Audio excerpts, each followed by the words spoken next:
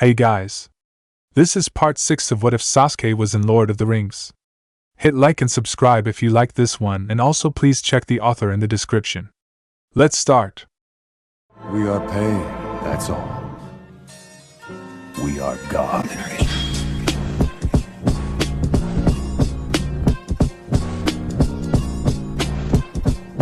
Chapter 20. Open the Gates.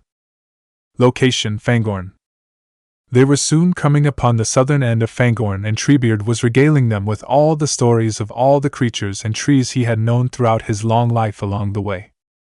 And those little family of field mice that climb up sometimes, and they tickle me awfully, he told the hobbits and the half-elf with a chuckle as they came to the edge of the trees. They're always trying to get somewhere where they... His voice trailed off into a gasp of surprise as he looked at the scene before him. What had been more trees and life in the forest was now simply devastation. They could see stumps here and there, but the trees were gone, the ground with burnt ash, and the sky was gray with smoke. Many of these trees were my friends, Treebeard said as he looked at the aftermath of destruction. Creatures I had known from nut and acorn. I'm sorry, Treebeard, Pippin said to him. Truly he was. He came from the Shire and he appreciated beauty in nature as much as the next hobbit. But even he could admit that what he felt was nothing compared to the Ent. They had voices of their own, he mourned. But then he saw what lay beyond the destroyed forest. He saw Isengard and he said only one word, Saruman. Izuna looked up at the Ent, noticing that he was trembling. Treebeard, is everything all right? He asked. He knew that was probably the wrong thing to ask at the moment, but he did not know why the Ent was trembling. A wizard should know better, Treebeard declared in an angry voice. Then he took a breath and roared. It seemed like the word didn't do justice to what they were hearing, and yet at the same time, it seemed like the only word that could be used. The roar pierced the air and echoed throughout the forest of Fangorn, filled with anger and sorrow. And as he listened, Izuna realized that the Ent was trembling with rage. When Treebeard stopped roaring, it still echoed in the air over the forest. There is no curse in Elvish, Entish, or the tongues of men for this treachery, he declared. A faint noise appeared in Pippin's ear that grew louder quickly. When he turned to see where that noise was coming from, he saw the answer immediately. Look! The trees! They're moving! He told Merry and Izuna. They both turned to see what Pippin was seeing and saw the forest of Fangorn literally moving down the mountains and into the plains. Where are they going? Merry asked Treebeard, surprised to see such a thing. They have business with the orcs, the Ent told him. My business is with Isengard tonight, with rock and stone. More groaning noises came out of the forest behind them. But this was not the singular noise of the trees moving, there was more than one, and there were several different pitches. It became obvious what was making that noise when the rest of the Ents appeared from the edge of the forest. They did not move in a uniformed line or at the pace, but they were there and they saw the same devastation. Merry looked at the Ents, and then at Isengard. Yes, he said when he realized what was going to happen. Izuna looked up at Pippin for a brief moment, wondering if this had been his plan all along. Come, my friends. The Ents are going to war, Treebeard declared. It is likely that we go to our doom. The last march of the Ents. All of the Ents marched upon Isengard, their anger showing in their steps. Location: Helm's Deep. The sound of the Uruk-hai ram banging against the doors to the keep was a constant sound. But what was also a constant sound was the last defenders placing whatever they could find up against the doors as a form of a barricade. It would not last, they knew that. But they still shoved tables, benches and chairs up against them. Thoden did not see why they would keep on going. The fortress is taken, he told them all from where he stood in the keep. It is over. You said this fortress would never fall while your men defend it, Aragorn reminded him as he, Legolas, and Sasuke ran for another bench. They still defend it. They have died defending it, the ranger said while handing the bench off to the other two. Sasuke helped Legolas brace the bench against the door, and then went over to check Sujetsu's team. Is everything okay? He asked. More or less, but I've got a splitting headache, Sujetsu replied. And honestly, that banging isn't helping things. Just then, they heard the ram bash against the doors. See? Sasuke silently rolled his eyes, despite the fact he was glad his friend was okay. Is there no other way for the women and children to get out of the caves? Aragorn asked the king of Rohan as he went past and looked at the entrance to the caves in the keep. When Odin didn't answer, he looked back. Is there no other way? Theoden didn't answer, but Gimli did. There is one passage. It leads into the mountains, he told the ranger. But they will not get far. The Uruk-hai are too many. The sound of the doors being struck rung out again, proving his point. But if there was no other choice, there was no other choice. Tell the women and children to make for the mountain pass. And barricade the entrance. Aragorn ordered him. So much death, Theoden said, making them both stop in their tracks. What can men do against such reckless hate? He asked them both. The same thing men have always done, Sasuke said, speaking to him and to all the defenders in the hall. They all turned their heads to see what he had to say, both men and elves, both wounded and able-bodied. We stand up and say in defiance, it will go no further. The doors were pounded again by the ram, making most of the people who could go back to the door, barricading it even more. Aragorn stood there in the middle of the hall, thinking about what had happened during the night and what he had heard. They did not know what had happened to Boromir. Halder had lost his left arm, and they had lost many good men and elves. Now they were on their last legs. But as he thought those thoughts, an idea came to him, one that bordered on insanity but also made sense. Ride out with me, he said to Theoden, who looked at him. Ride out and meet them. For death and glory, the king said, seemingly agreeing with him. For Rohan. For your people, the ranger corrected him. The sun is rising, Gimli said, making note of what he saw through the nearby window. Aragorn saw the same thing as the dwarf did, the light through the window brightening as the seconds rolled past. As he watched, he remembered what Gandalf had told him when Edoras was preparing to leave. Look to my coming at first light on the 5th day. At dawn, look to the east. He looked back at Theoden. Yes, yes, the king said, finally understanding what he was trying to say. He walked past the ranger and declared to the hall, the horn of Helm Hammerhand shall sound in the deep one last time. Yes. Gimli agreed with a growl. King Theoden, I shall sound the horn. He raced off out of the hall quicker than anyone could protest. The ram struck the doors, this time cracking them ever so slightly. But the Lord of the Mark did not pay attention to it. Instead, he clasped a hand on Aragorn's shoulder. Let this be the hour when we draw swords together, he said to the ranger, who nodded in agreement. Hey, what's going? Suigetsu asked Sasuke as they watched the rest of the defenders rapidly scramble into formation, which included brining the horses from the nearby stable into the hall itself. They're planning a suicide attack, Sasuke said, seeing it for what it was. Get up and go get Hugo, he told the Kiri shinobi. What? Why? Because we're following them on foot and finishing what they won't be able, he said. Suigetsu wanted to grumble, but one look from the raven-haired Uchiha was enough to make him go for the caves and retrieve Hugo. When the orange-haired man arrived and listened to what Sasuke had to say to him, he only nodded in acknowledgement. The doors broke some more, losing some of the braces propped up against it. But that did not concern the defenders of Helm's Deep. They sat on their horses with swords drawn and waited. The seconds ticked past, and they kept waiting.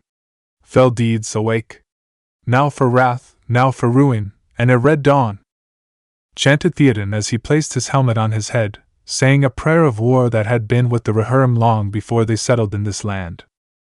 As the doors finally broke apart, and the Uruk-hai swarmed in, Gimli blew the horn of Helm Hammerhand.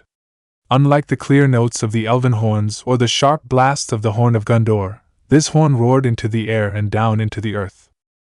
It was a deep, guttural sound that seemed to set the stone beneath the hooves and feet to rumble and also make the mountains surrounding the fortress shake.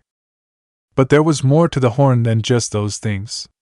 As he listened to the horn roaring through the air and the stone, Theoden felt his blood begin to race, urging him to ride forward and attack. He did not stop himself from heeding that feeling. He embraced it, raising his sword and crying the ancient battle cry of Rohan, Forth Eorlingus. The last defenders of Helm's Deep responded to the cry with their own. They urged their horses forward at a full gallop, smashing into the Uruk-hai and then cleaving through them like a hot knife through butter. The Uruks could do nothing to stop their advance, nor could they stop the shinobi who followed in the wake of the horses. "Don't destroy the fortress," Sasuke said as he beheaded one Uruk and sent another ablaze with the jutsu. "Other than that, do whatever you can to kill them." "You got it," Suigetsu said with a bloodthirsty grin, using the Kubikura Bocho to split an Uruk in half and then behead another. Then he folded his free hand into a familiar position. "Suetun, Mizudepo no Jutsu, water style, water gun jutsu," he cried, shooting out a compressed bullet of water at the Uruks, sending it through several heads. Yugo simply grew axes out of his forearms and butchered the Uruks all around him. Together, the three of them followed the riders out of the keep and down the steps, killing the Uruk-hai that were left in the wake. Thoden led his men down the steps and then out into the causeway, with the horns still blowing, making the blood of the men of Rohan to sing, "Ride! Ride on! Ride your swift steed and swing your bright blade down upon your enemies! Ride on!" They rode down the causeway, then into the horde of Uruks. There their horses stopped, but they still fought. Moments later, Sasuke, Yugo, and Suigetsu joined them in the fight. In the midst of the confusion of battle, Aragorn heard the neighing of a familiar horse. Turning his head to see where it came from, he saw a white horse atop the nearby hill, with a rider in white riding. "Gandalf," he said with silent hope in his voice. The other defenders of Helm's Deep saw what the rangers saw and paused in the fight. Soon, the Uruk-hai turned to see what they saw and saw another horse rider join the white wizard. Only this one was garbed in the armor of Rohan. The sound of his sword being drawn filled the valley. In a loud voice, he uttered one word, "Rohirrim." At that word, the cavalry of the Rohirrim, famed and legendary throughout Middle-earth, appeared at his back. A smile came to Theoden's face. He knew that voice and he knew that rider. "Ymir," he said, looking upon his sister's son. "To the king!" shouted the third marshal of the Mark. The Rohirrim at his back echoed the shout as they, along with their leader and Gandalf, charged down the hill at full speed at the Uruk-hai. The creations of Saruman realized this new threat and promptly redeployed. A new line was formed at the base of the hill with a virtual wall of pikes held there. Anyone could see that the horsemen riding down the hill would be skewering themselves against the pikes. But what the Uruks did not know, or take notice of, was that the sun was right behind the hill and it crested at just the right moment. While Uruks were better at handling daylight, they were by no means immune to it, and the light of the morning sun was most painful to their eyes.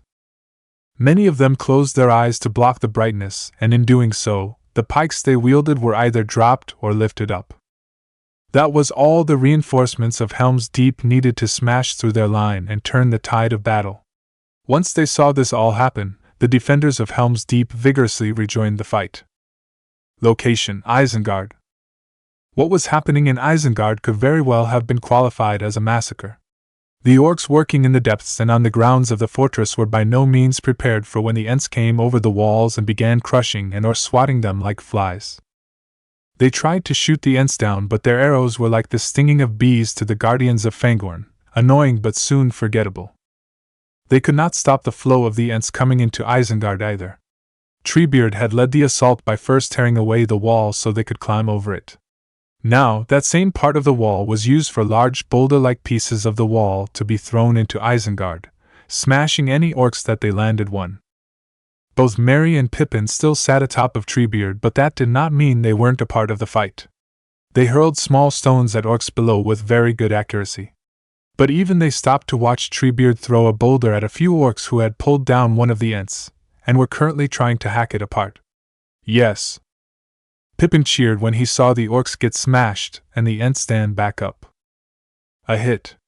A fine hit," Treebeard said as he watched the hobbit throw a stone at an orc, sending it into the deeps. "Where is Izuna?" Merry asked as he quickly looked around the battle, having lost sight of the half-elf. "There he is!" Pippin shouted, looking directly in front of them. Izuna was cutting a path through the orcs with aglows in his hands. After killing orcs who had fire arrows in their bows, and saving the ent they were attacking, they began to flee from him, fearing his glaive. Treebeard could see that the ents had the advantage in the battle. The orcs were being killed and what wooden structures that had been built above ground were being torn down. But now it was time to deliver the final blow. Break the dam!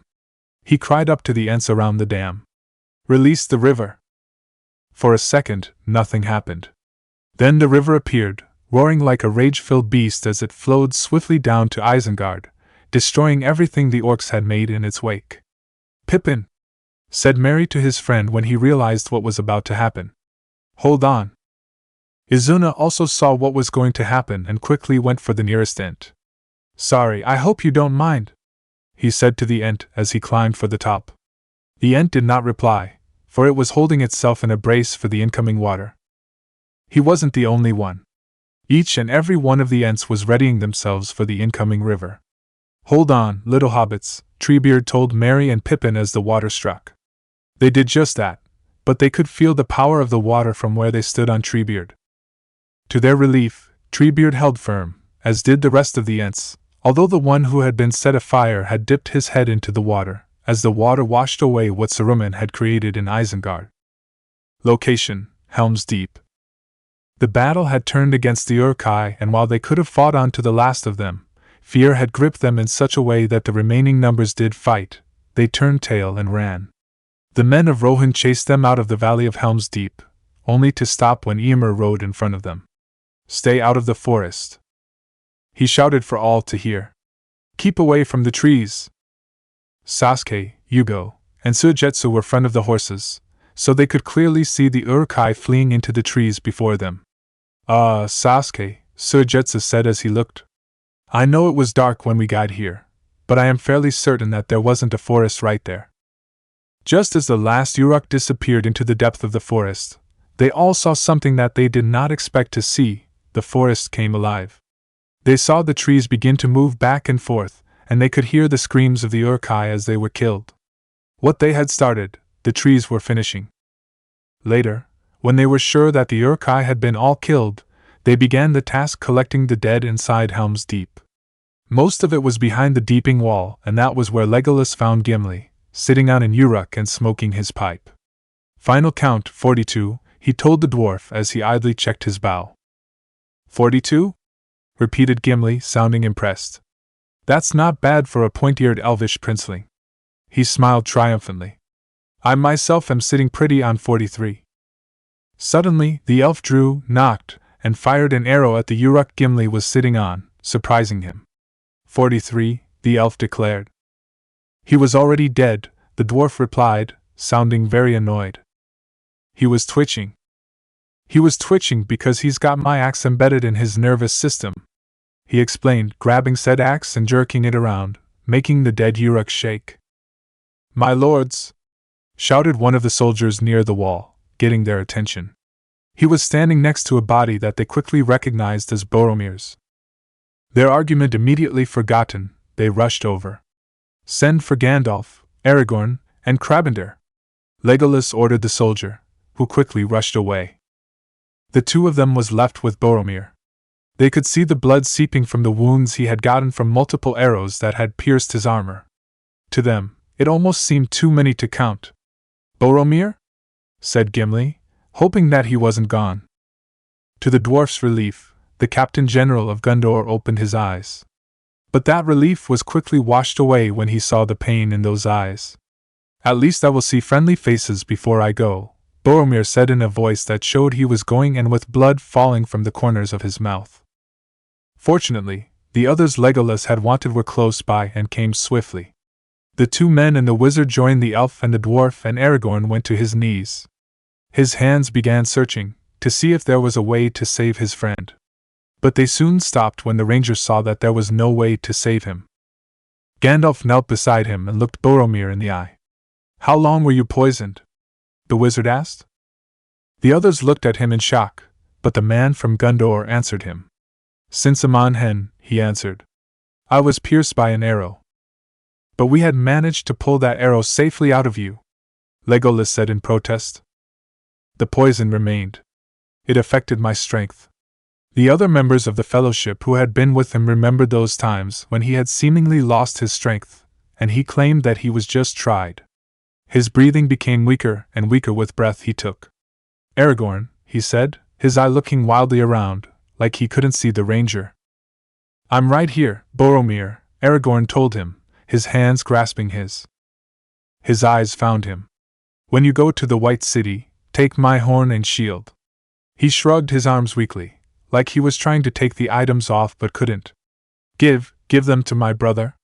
Tell him my duty falls to him. He could barely say the words now, but he still did. I will, Boromir. You have my word. He smiled weakly and reached for his sword. His fingers touched the hilt but could do no more, until Aragorn helped him take hold of the sword. He lifted it up, and placed it against his heart in one last salute. I'm proud to have followed you, my brother, my captain, my king, he said to the ranger. Then the light in his eyes faded, and so did he. They all stayed where they stood, looking at their friend. Aragorn reached out and cradled his head. Be at peace, son of Gondor, he whispered, but they could all hear it. Location: Isengard. The two hobbits and the half-elf stood in the water that had flooded Isengard.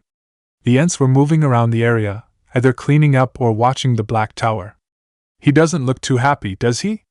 Merry asked rhetorically as the three of them looked up at Saruman and Wormtongue, who stood on the balcony, looking around in shocked surprise. Not too happy at all, Merry, Pippin agreed. Still, I suppose the view would be quite nice from up there. Oh yes. It's a quality establishment. I hear the staff are very good. You two are having a little too much fun with this, Isengard remarked, looking down at them. While the water went up to their waists, he only stood knee-depth in it. He watched silent as Merry began measuring the height between him and Pippin, hiding an amused smirk. Pippin felt something going on behind him, but when he turned to look all he saw was Merry fiddling with his hair. What are you doing? He asked. Nothing, Merry answered. The world's back to normal, that's all. No, it isn't. I'm starving. He could hear his stomach growling. The brandy buck understood what he was talking about. Good luck trying to find something decent around here. Probably only dead rats and moldy bread, he groused as he picked up a nearby basket and started tossing out what was in it. Pippin would have said something if he hadn't seen a red apple floating past him in the water. He grabbed hold of it, looked at it as he pulled out of the water, and then looked up. Isengard saw what he was doing and also saw the apple. Where did that come from? He asked.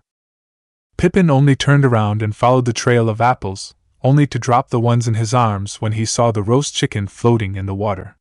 When he saw a basket full of apples, he quickly put the chicken in it, and kept moving forward with Merry and Isengard behind him. They stopped in their tracks when they saw where exactly the food was coming from and couldn't believe their eyes. Even so, they were happy to see it all. Saruman's storeroom, said Merry with a flagon of wine in his hands as he looked at all the food that hung there. It was a complete feast of meats, vegetables, breads, spices, sauces, ale, and wines. But there was something even more incredible, and it was the sight of two small barrels sitting on a ledge. I don't believe it, Pippin declared as he stared at the barrels. It can't be, Merry agreed as he stared at the barrels. Maybe the words they saw were lying. It can't be what? Isengard asked the two of them, confused by their words. But they didn't hear him. Instead, they went straight for the barrels, pulled one down, and opened its lid. It is, Pippin said once he saw what was inside. Merry stared at the leaves inside the barrel. Longbottom leaf. He took a deep smell of it with his nose and declared, the finest pipeweed in South Farthing. It's perfect. One barrel each, his friend declared, handing him the barrel and getting the other one. Can I try some? Isengard asked hopefully from where he stood. If this was some of the finest pipeweed, he wanted to try it. Of course, Pippin told him earnestly. Then he paused and looked at Merry. Do you think we should share it with Treebeard? Share it? Repeated Merry, surprised by the question. He thought about it, and then shook his head. No. Dead plant and all that, he explained, picking up a leaf and then putting it back in the barrel. Don't think he'd understand. He leaned in closer to Pippin and whispered, could be a distant relative. The Took got the point. I get it. He tapped the side of his nose. Don't be hasty, he said with a grin. Exactly, the other hobbit replied as he whipped out his pipe. Barum, he said, imitating the ent. That made both of the hobbits start to laugh madly, even more so when they started to smoke the weed. Izuna listened to the laughter and began to laugh himself, until a shadow fell over him. He turned to see Treebeard looking down into the larder. Both Merry and Pippin, who had smoking pipes in their hands, instantly stopped laughing. For a moment, nothing was said. Then Izuna opened his mouth. There is a perfectly good reason for this. Chapter 21, Last Words. Location: Isengard. Merry, Pippin, and Izuna were lying about on the ruined wall of Isengard. After having explained what was going on in the storeroom, Izuna was fairly certain that Treebeard wasn't offended. And as there wasn't really anything they could do, they opted to stay near or on the wall to keep an eye out for people while also watching the forest move in. And so, they decided to enjoy themselves. It's good. Definitely from the Shire, Merry declared as he smoked his pipe. Longbottom leaf, eh? Pippin agreed with him, feeling happy and content. I feel like I'm back at the Green Dragon, he said. While Izuna did not know what that meant, Merry did. Green Dragon, he repeated while also eating a piece of food. A mug of ale in my hand. Putting my feet up on a settle after a hard day's work, he finished, swinging his legs a little as they hung in the air. Merry took a drink of ale, paused, and looked at his friend. Only you've never done a hard day's work. Izuna looked at the two of them and then looked at Isengard itself. What do you call all of this? He asked the hobbits. A second of silence passed, and the three of them started laughing about it all. The sound of a horse neighing made their laughter go quiet, but the sight of Gandalf atop of Shadowfax as well as the men of Rohan and their fellow friends made them laugh again in greeting, especially Pippin, who raised his mug in salute to them. Welcome, my lords, to Isengard, Merry said to them, standing up and wobbling a little. As the riders brought their horses to a halt to look at the three of them, Sasuke took notice of his student and saw something was wrong. But before he could speak, Gimli did. You young rascals, the dwarf shouted up at them. A merry hunt you've led us on, and now we find you feasting and smoking. We are sitting on a field of victory enjoying a few well-earned comforts, Pippin explained to him while eating a sandwich. The salted pork is particularly good. Salted pork, Gimli repeated, liking the sound of that. He could enjoy a bit of salted pork right now. Gandalf had something else to say about it. Hobbits, he declared quietly to himself with a small shake of his head. We're under orders from Treebeard, who's taken over management of Isengard, Merry informed them all.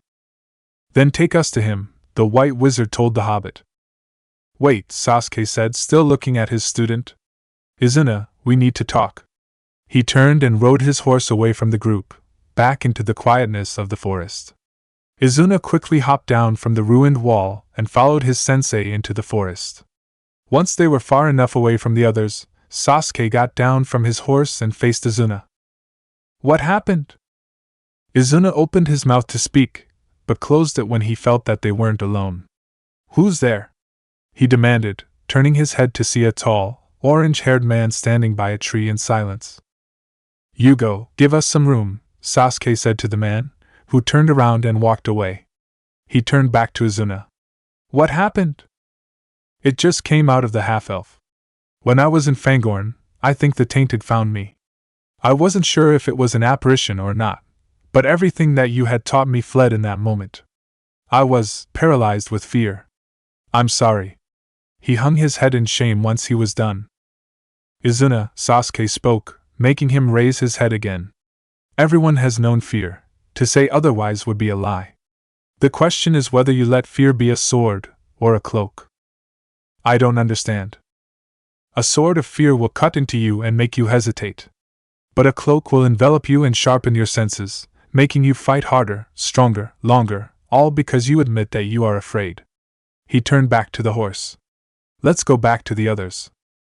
Izuna found those words to be cryptic and confusing. He wanted to say something in protest, but his sensei was already leaving on the horse. So, he followed after him.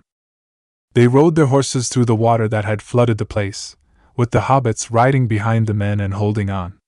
The only person who wasn't riding a horse was Izuna, as he was walking on the water with aglows in his hands. They were soon met by Treebeard. "Young Master Gandalf, I'm glad you've come," the Ent greeted the wizard. "Wood and water, stock and stone I can master, but there is a wizard to manage here locked in his tower." Aragorn looked up at the Tower of Orthanc. "Show yourself," he quietly commanded Saruman. Even though he said it quietly, Gandalf heard him. "Be careful," he warned everyone there. "Even in defeat, Saruman is dangerous." "Well then let's just have his head and be done with it," Gimli declared. "No, we need him alive. We need him to talk." "I can make him talk," Sasuke told him. Before he could say anything in reply, Saruman appeared at the pinnacle of the tower. "You have fought many wars and slain many men, Theoden King, and made peace afterwards," he said, his voice amplifying itself so that those at the base could hear him. "Can we not take counsel together as we once did, my old friend? Can we not have peace, you and I?" That voice sounded very familiar to Theoden, who had heard it many times before when he had taken control of. "We shall have peace," he began to say, looking up at the pinnacle. "We shall have peace when you answer for the burning of the Westfold, and the children that lie dead there. We shall have peace when the lives of the soldiers whose bodies were hewn even as they lay dead against the gates of the Hornburg are avenged. When you hang from a gibbet for the sport of your own crows, we shall have peace," he promised. The face that Saruman had on, one that supposedly spoke of wisdom and patience, morphed into an ugly expression. "Gibbets and crows?" Dotard! He cursed the king of Rohan before turning his attention to the other white wizard. "What do you want, Gandalf Greyheim? Let me guess, the key of Orthanc? Or perhaps the keys of Barad-dûr itself? Along with the crowns of the 7 kings and the rods of the 5 wizards?" he demanded. That sounds like something out of a bad adventure book, Sasuke thought to himself. He would know. He used to love those books when he had been a kid. Gandalf was not fazed by the words of his former friend. "Your treachery has already cost many lives," he replied. "Thousands more are now at risk. But you could save them, Saruman. You were deep in the enemy's council." A pleased expression appeared on Saruman's face. "So you have come here for information. I have some for you," he declared, pulling the Palantir out from his robes. "Something festers in the heart of Middle-earth. Something that you have failed to see. But the Great Eye has seen it." He lowered the Palantir and hid it in his robes again. "Even now he presses his advantage. His attack will come soon." Gandalf rode forward on Shadowfax, even as he kept talking. "You are all going to die. But you know this, don't you, Gandalf? You cannot think that this ranger will ever sit upon the throne of Gondor." The traitor Astari looked down at Aragorn with nothing but contempt in his eyes. "This exile, crept from the shadows, will never be crowned king." He looked at all the others there. Gandalf does not hesitate to sacrifice those who are closest to him, those he professes to love. Everyone at the base of the tower began to look unsure of what they knew. Saruman saw his advantage and pressed it. "Tell me, what words of comfort did you give the halfling before you sent him to his doom?" he asked Gandalf. "The path that you have set him on can only lead to death." Hearing no answer, he turned to look down at Izuna. "And what kind words did your mother say to you, half-elf, before she was taken away from you? You've seen the darkness that is able to order such a thing, and yet you join with these fools? I would think the elves would have parted some of their wisdom upon you. I can see that I was wrong." Izuna wanted to reply, but he could feel the gaze of his sensei upon his back. So he said nothing. But Gimli had something to say. "I've heard enough.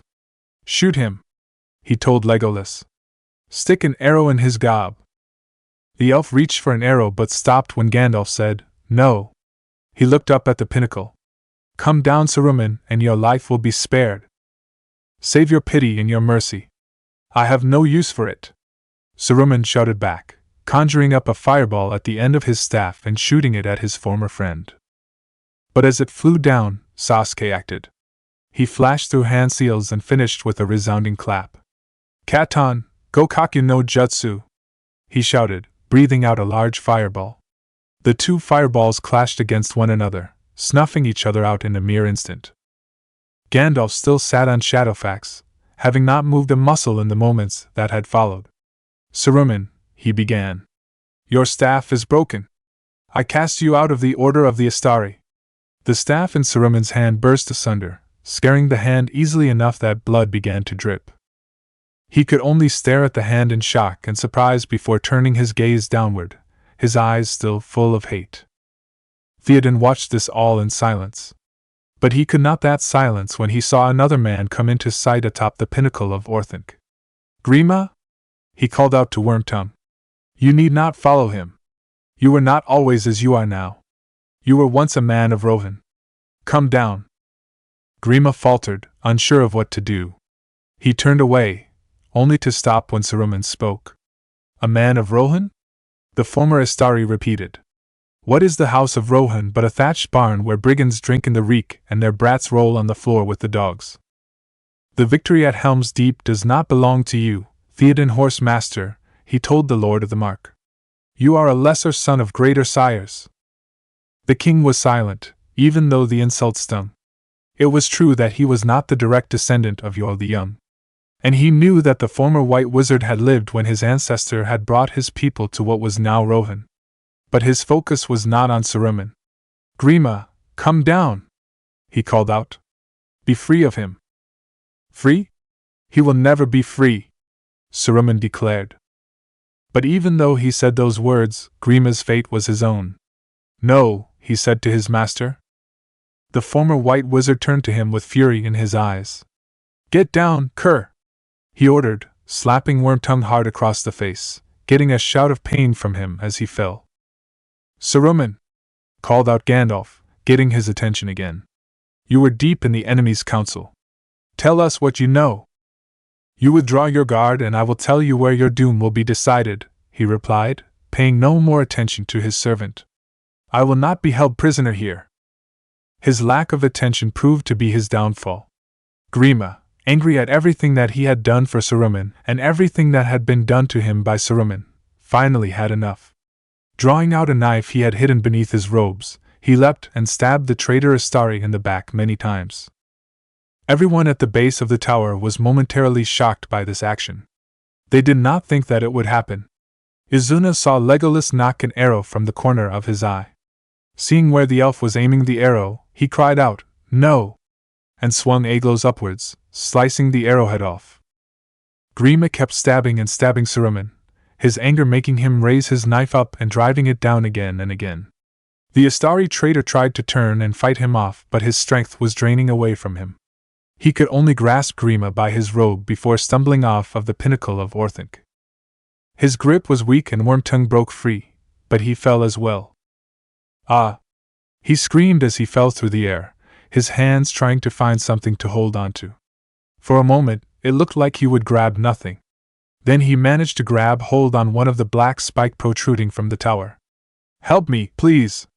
he cried out. "I don't want to die." Izuna heard his plea and leapt for the side of the tower, racing up its side. As he ran, the body of Saruman finally landed on a spike on a water wheel close to the tower. The sight of such a thing made the hobbits there wince and look away. Despite what Saruman had done to earn their anger and wrath, no one deserved to die like that. "Hang on, I got you," Izuna said to Grima when he reached him. He grabbed hold of the man and leapt down from the side of the tower back into the water below. "Send word to all our allies and to every corner of Middle-earth that still stands free," Gandalf told Theoden. "The enemy moves against us. We need to know where he will strike." The water wheel began to turn, taking the body of Saruman down into the water. "The filth of Saruman is washing away," Treebeard declared. "Trees will come back to live here. Young trees. Wild trees." As he listened to the ent, Pippin saw something glowing in the water. He hopped down from Aragorn's horse into the water. "Pippin!" shouted Aragorn as he went for the glowing area. His shouting attracted the attention of everyone, even more so when the hobbit reached down into the water and pulled out the Palantir Saruman had on him. "Bless my bark!" Treebeard swore when he saw it. Pippin just stared at the stone with wonder in his eyes. "Peregrine Took," Gandalf said to him, surprising him as he turned around to see the wizard sitting on Shadowfax beside him. "I'll take that, my lad! Quickly now!" he ordered. A little reluctantly, he handed the Palantir to the White Wizard, who took it and covered it with his robes. They shared a look between one another before Pippin turned away. "We have done all that we can here," Theoden declared. "Let's us go back to Edoras." "What about him?" Ymir asked, staring intently at Grima. The Lord of the Mark turned to look at him too, making him cower and hide behind Izuna. Even though he had killed Saruman, he was still fearful of what might happen. Finally, Theoden looked at the half-elf. "His life is yours to command now," he declared. "Do with him as you see fit." "As you say, Theoden King," Izuna replied, looking him straight in the eye. They were riding back to Edoras and the air around was practically light-hearted.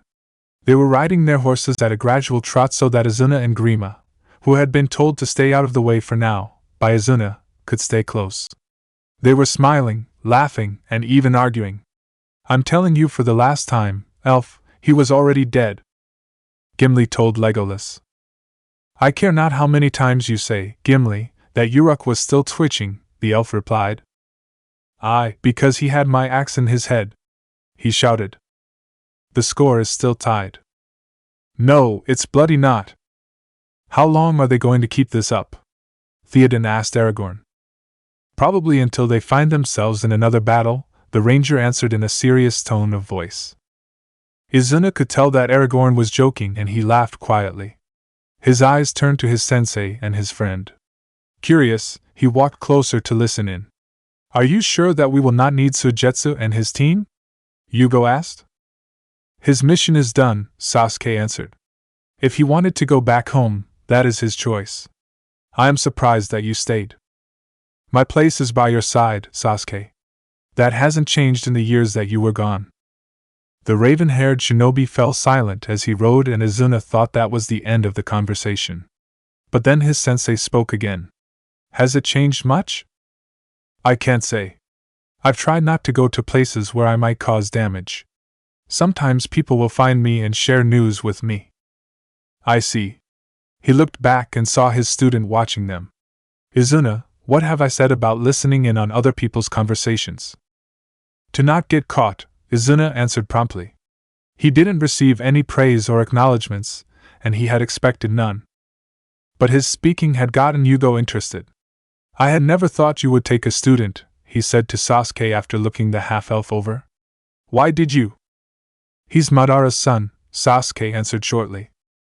Those words made him look back at Izuna again, this time looking at him more carefully. "I don't see it," he finally said. "That's because his mother was an elf." "Oh." He turned his head to look up at the sky. As he looked at it all, the blue sky and the white clouds, he saw a dark speck that seemed to be getting larger. He wasn't the only one. The other riders began to see it as well. "What is that?" Ymir asked as they brought their horses to a slow stop. As if to answer him, a screech-like roar filled the air, and the speck suddenly landed before them. But while they did not recognize the creature, the men, wizard, elf, and dwarf knew who it was riding on its back. "Nazgul!" shouted Aragorn. They all drew weapons but at the same time, backed away from it. The only person who hadn't moved was Izuna, who was staring wide-eyed in fear of the Ringwraith. He knew that it was the Tainted, and it had come for him. It held his gaze and it took a triumphant step towards him.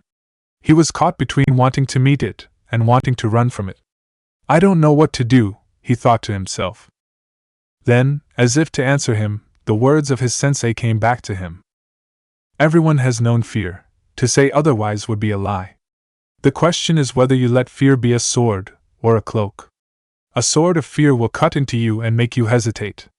But a cloak will envelop you and sharpen your senses, making you fight harder, stronger, longer, all because you admit that you are afraid." Those words put steel in his spine and his stomach, but he was still afraid. With slightly trembling hands, he unsealed Aeglos and pointed its tip at the Ringwraith. "I know why you are here. You have haunted me for most of my life. But you shall not have me, not today, not tomorrow, and not any day," he declared, stepping forward to the creature. The riders all looked at him with surprise in their eyes, with the exception of one raven-haired shinobi. The Nazgul hissed in amusement. An armored glove reached up and pulled the cloak it wore off, letting it fall to the ground, darkening it in the process. What everyone saw shocked them. Beneath the cloak was a heavily armored human who seemed to tower over them all. In its armored hands was a long black spear. On its head was a helmet so horrible that they could not bear to look at it. All they could see was how black and twisted it was. Even the horses backed away from this nightmare, whinnying in fear. But Izuna did not back away. He was afraid, but he would not let be a sword. When the Tainted raised its black spear and swung it down at him, he swung Aglos to meet it. The sparks flew as the two blades met in a clash of metal and came apart. It soon became apparent that there was a gap in skills between the two of them. Izuna, despite his training, had only had Aglos for a month, maybe less, whereas the Tainted had most likely been wielding a spear for an age. The half-elf had to activate his Sharingan just to keep up, only to see every detail of the armored Nazgul in excruciating detail. He wanted to look away, but he forced himself to look at everything. I will not run. I am afraid, but I will not run, he told himself again and again as he swung the glaive of his grandfather. Every time the black spear was thrust at him, he forced himself not to flinch or step back. Whenever he lunged, he made himself keep his eyes on the Tainted, looking at it.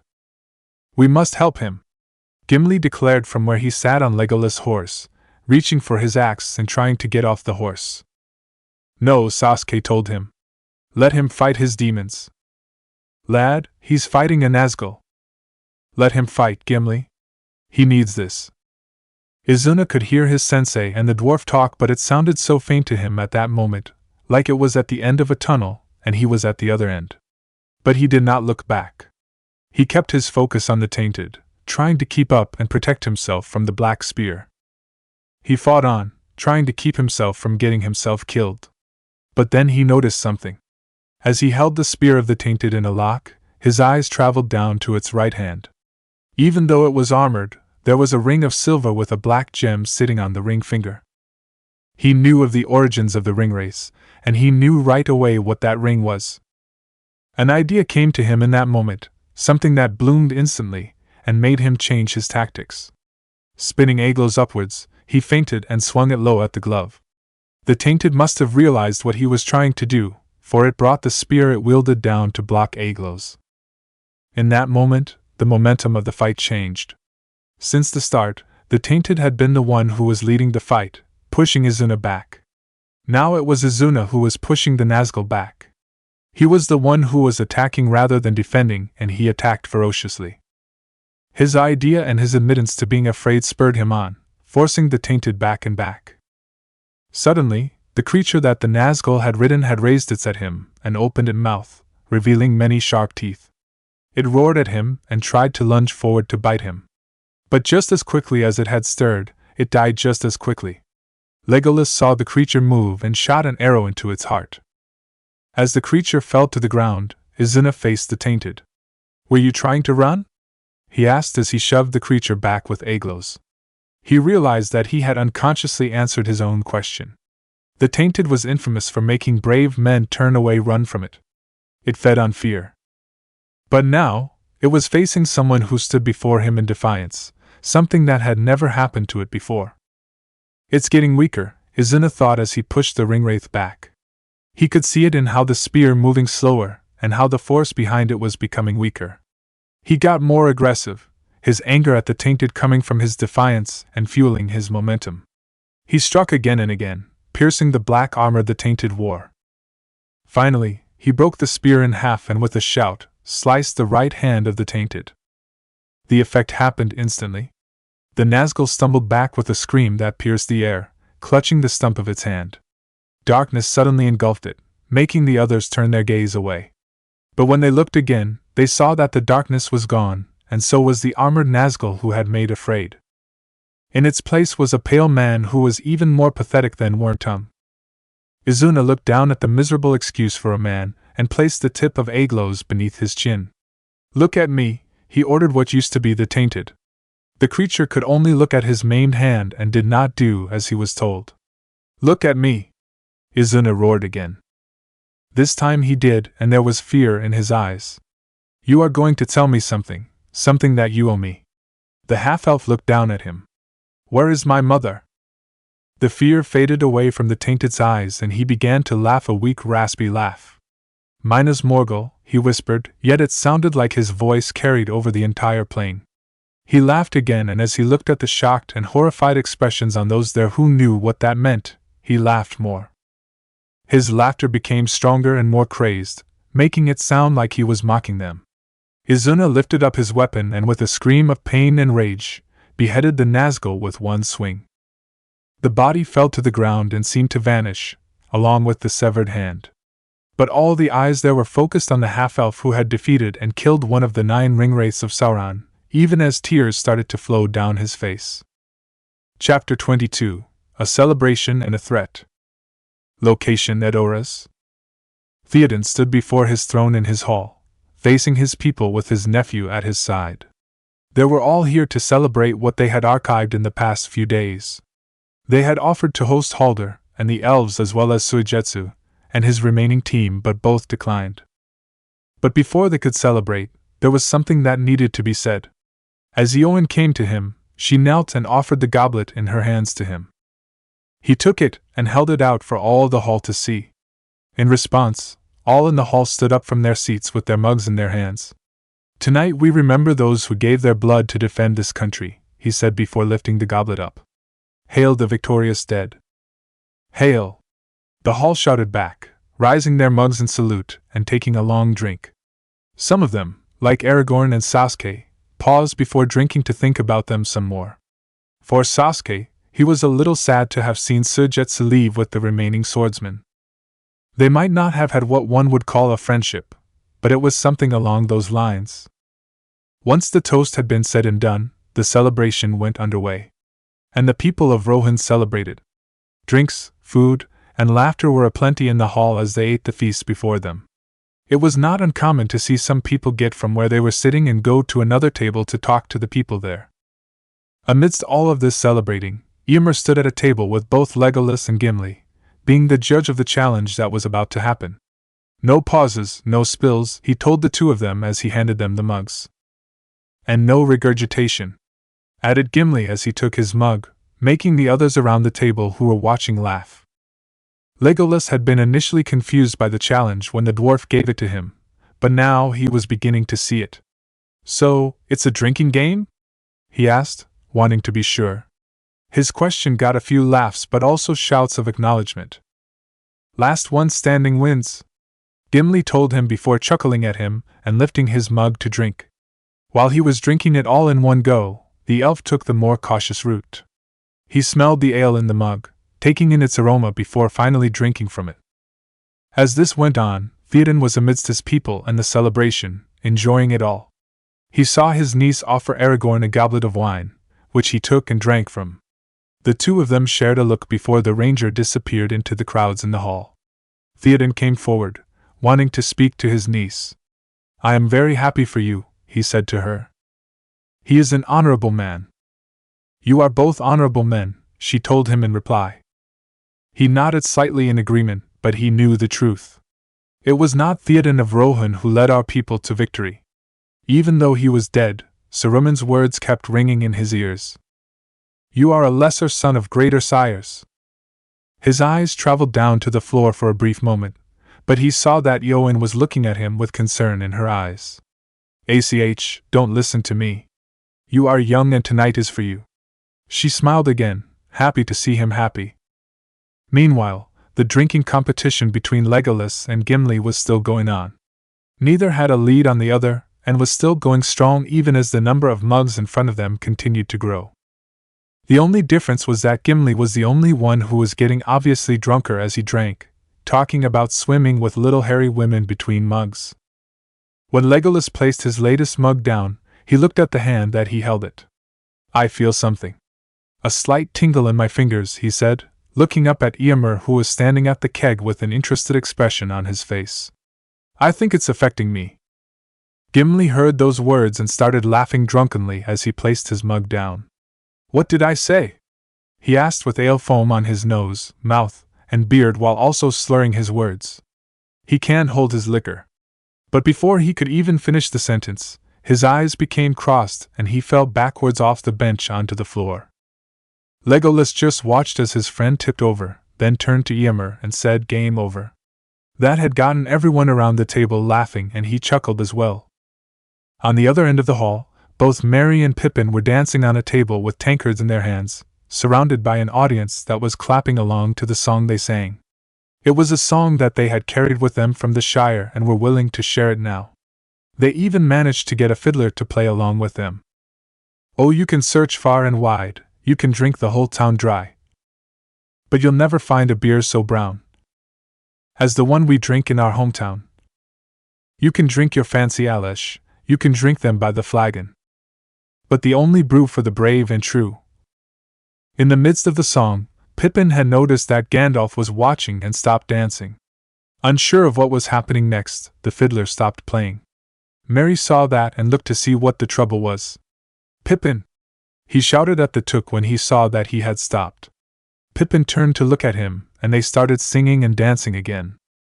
But the only brew for the brave and true comes from the Green Dragon. They smacked their tankards against one another, and began drinking deeply while the audience applauded their performance. "Thank you. I win," Merry declared after finishing his tankard first. Aragorn had caught the tail end of the performance, as he came from behind a corner and stopped next to Gandalf. "No news of Frodo?" he asked. "No word. Nothing," the White Wizard admitted. It was something that was troubling him deeply. "We have time. Every day Frodo moves closer to Mordor," the ranger assured him. "Do we know that?" he asked, looking at the man. For a moment, there was silence between the two of them. Then Aragorn asked him one question. "What does your heart tell you?" Slowly, a small smile appeared on the Astari's face. "That Frodo is alive." Yes, he's alive." His gaze turned upon the party, and when he saw something interesting and at the same time amusing, his smile grew wider. "But now, I think one of us should rescue young Isuna from the danger he is in." Aragorn looked at what the wizard had seen and fought to keep a smile off of his face at the sight. Isuna, having never really been to a celebration like this before, had placed himself near the wall of the hall. Unfortunately, this gave him no room to leave, or run, when the young and unwed women of Rohan descended upon him. The ranger couldn't help but chuckle as he looked at the half-elf look scared and nervous, like he wanted to run but didn't know if he should. "I'll go save him," he said to Gandalf, making his way over to the half-elf. Currently, said half-elf only had one thought in his mind: help. He didn't really know how to deal with all of this attention. His only real contact with a woman was with Lady Galadriel, and it wasn't like this. He didn't know how to act or reply.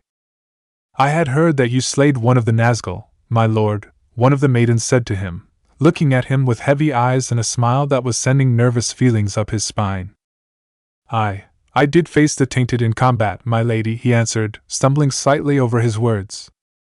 For some odd reason, that just made her smile even bigger. "You are a very brave man to do such a thing. You are a hero." Another maiden brushed her hand against a wayward strand of his hair, almost making him jump for the ceiling, which he didn't because he remembered that he was in the middle of a party. "I have not seen a mixture of two colors in a person's hair before. Do you use some sort of concoction?" "No, that is how my hair normally is." He kept searching for someone to help him, but it felt like all the nearby men were ignoring him on purpose. Could you please let go?" "Of course," she replied, letting go of his hair with ease. Suddenly, out of nowhere, Aragorn appeared before them. "My ladies, I am sorry to intrude, but I have need of Isuna," he said to the maidens around him. The half-elf stood up from where he was sitting and quickly went to the ranger. Once they were out of the way, he turned to look at his friend. "Thanks for that, Aragorn," he said with gratitude. "I didn't know that they would swarm me like that." "It is not a thing to be feared, Isuna. You had engaged a Nazgul in combat and lived. There are very few people in Middle-earth who can make such a claim. Furthermore, you had defeated the Nazgul, and I do not know of any who claim the same. It is those kinds of things that will make you seem attractive to any unmarried maiden." He could feel the blood disappear from his face at those words. "You mean there are more of them?" Aragorn had just smiled. "You will be fine," he assured him. "Also, have you seen Sasuke?" "I haven't seen him since we've come back to Edoras." He had thought that he would be here at the celebration, but he was not. Fortunately, Izuna did know where his sensei was. He, Grima, and his friend are staying away from the celebration. He claims that he's never liked this sort of thing, so he'll wait it out. He had trained to convince his sensei to come and join, but he had steadfastly refused. Then there is nothing we can do, the ranger decided with reluctance. He had wanted to celebrate with Sasuke, but if the man did not want to, he would not force him. Come, let's enjoy ourselves, he told the half-elf, who nodded in agreement. They went back into the throng of people there just as Pippin and Merry were starting another round of singing. Izuna soon found himself clapping along to the song, smiling and laughing at the antics of the hobbits. When they were done, he applauded along with the rest of the people surrounding the table. Thank you? Thank you very much, Merry said, bowing his head constantly to them. As Izuna lowered his hands from clapping, he felt a tug on his clothes. He looked down and saw a little boy looking up at him with wonder in his eyes. Yes? He asked. Before the boy could say anything, someone nearby shouted, Look who's graced our table, lads. It's the Untainted. All the eyes there turned to look at him, and he soon realized that he was the Untainted. Suddenly, he felt nervous again. He wasn't used to this much attention, and when he did get it, it was never good. Hello, he said to them all. For a moment, there was nothing but silence. What are you all standing around like idiots? Someone in the crowd, Izuna had thought it was Aragorn. Someone get the Untainted a tankard. The crowd roared in agreement. Before he could decline or refuse, hands had grabbed Izuna and pushed him forward towards the table, sitting him down right next to Merry and Pippin. Hello there, Izuna, Merry said cheerfully to him. Pippin didn't say anything. His look was oddly vacant, like he was thinking of something. But he came out of it fast enough and greeted Izuna in the same manner. A tankard of ale was thrust into Izuna's hands and the people around him started encouraging him to drink it. Not wanting to be rude, he did just that. When he was done, he set the tankard down on the table and gave a ferocious burp. That was good, he finally declared. He lifted the tankard. More. The crowd cheered in approval and poured him another round. Soon enough, he was in the middle of a drinking game against Merry and Pippin, with it going much longer than Gimli and Legolas' match. Location: Sasuke. Why are you here? Indra asked Sasuke as they sat on their rocks, looking at one another in the garden. I'm here to talk to you, Sasuke answered him. The help that I got at Helm's Deep was not the kind I wanted from you. You wanted help, I gave you help. That is what you wanted. No, what I wanted from you to call your brother and have him come here. You wanted support from someone you knew and I gave you that support, his predecessor told him sharply. What is your problem? It was a simple request. My problem? He repeated, almost sounding amused but also annoyed. Whatever my problem is, you have it as well. You are me after all. But I am willing to admit that I need help, Sasuke pointed out to him. Only out of desperation, otherwise you would never have considered such an idea. That's why you haven't left this land since you've arrived 10 years ago. I was banished in all but name. Indra sneered at him. Please, we both know that you could have gone back sooner, and he would have welcomed you with open arms. You've stayed here because you are afraid. Before he could say anything, the garden disappeared and he found himself sitting on the roof of the Hall of Meduseld. He scowled and took the katana off of his lap before standing up. The view he had of Edoras and the surrounding land was breathtaking, even in the night.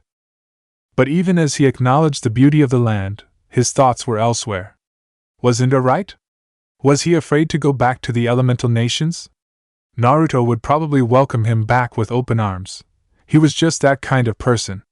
But there were also the rest of the nations to consider. They would probably demand his death the second they found out about him. No, it was better to stay in Middle-earth. He was willing to admit that he needed help from the elemental nations, but he would not leave. Besides, there were more important things to be concerned about right now than whether he would be welcomed back home. Good Kami, it had been 10 years and he still thought of it as home. I need some sleep, he thought to himself. He turned and walked down the side of the roof, leaping quietly down to the ground.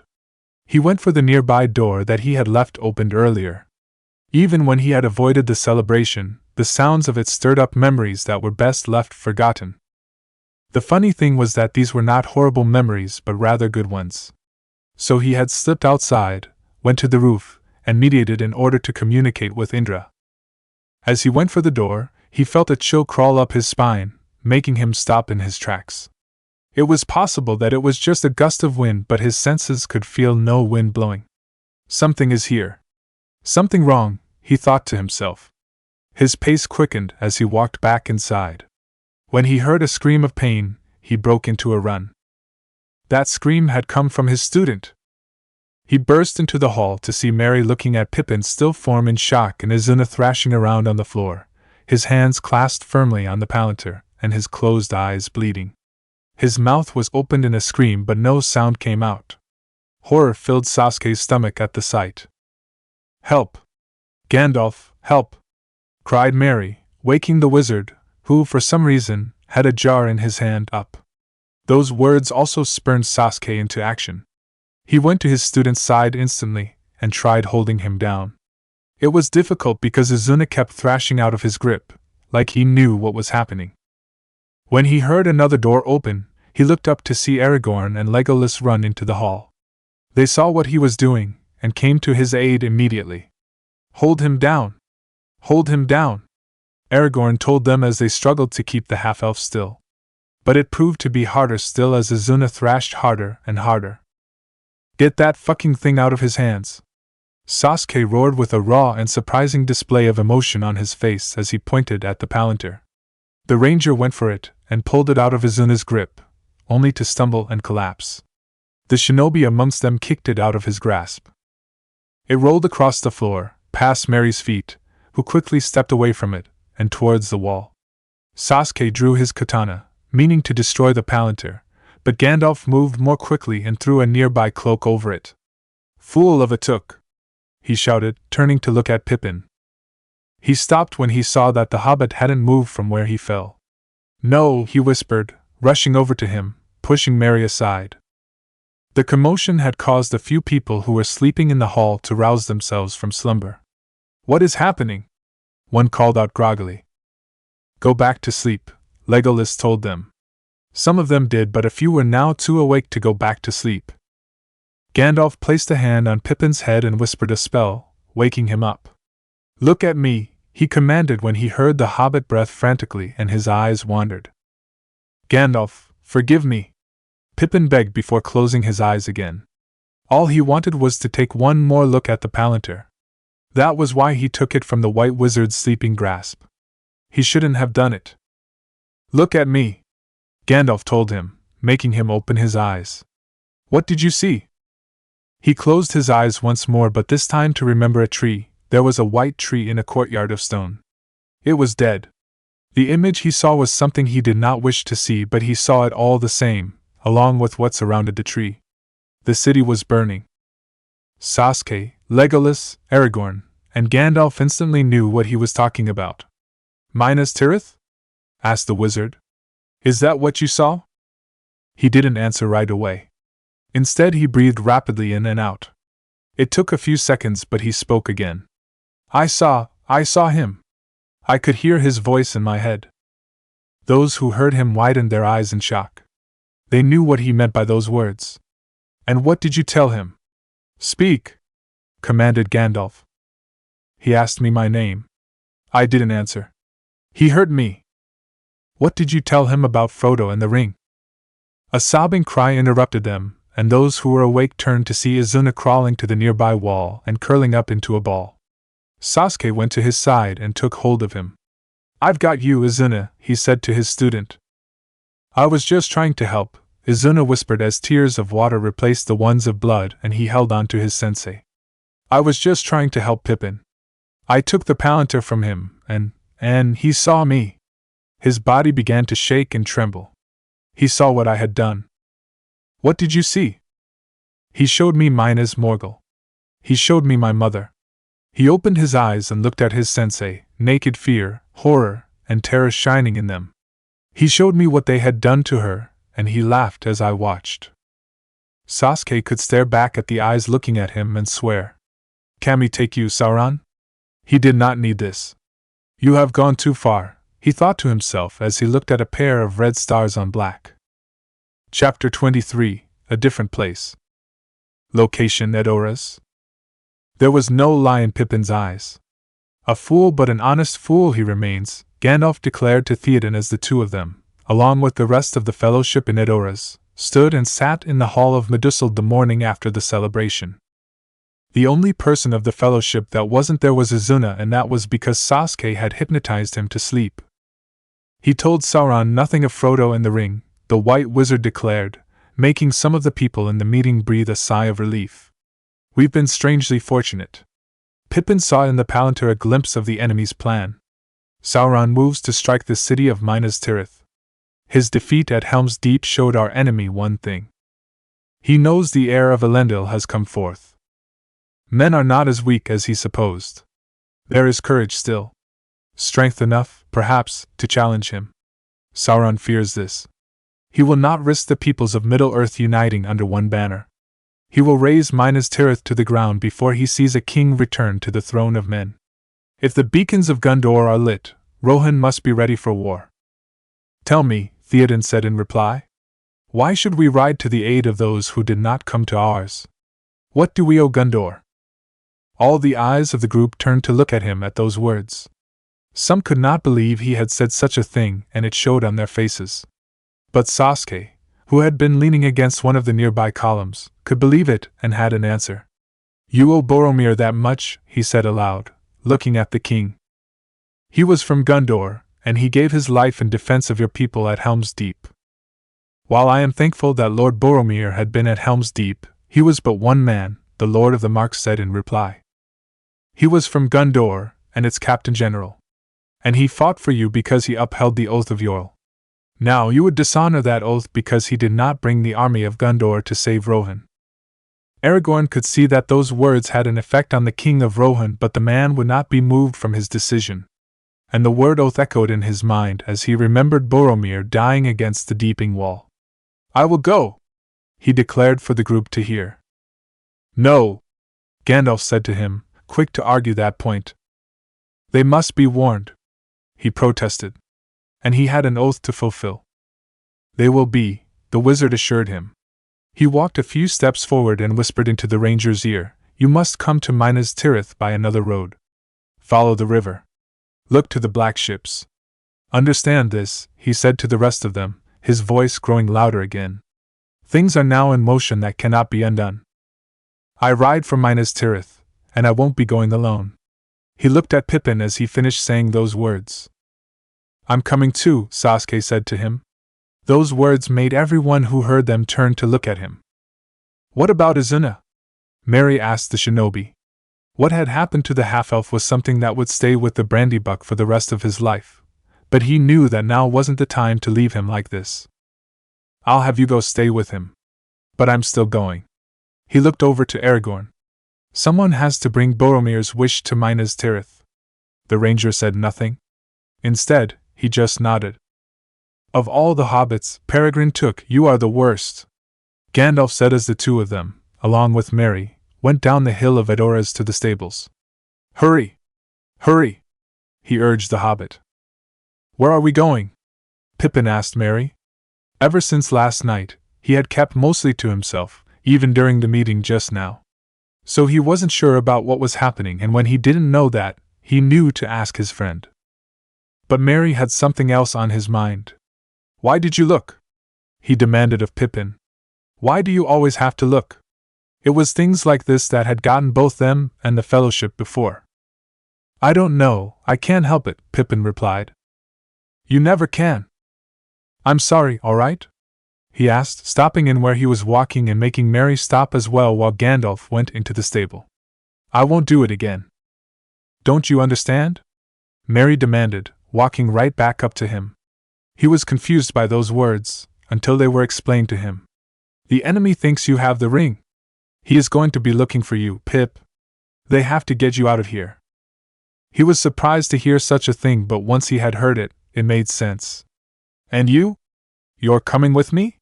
Merry just turned back around and went into the stables. Merry? He called after the Brandybuck. Come on, Merry told him.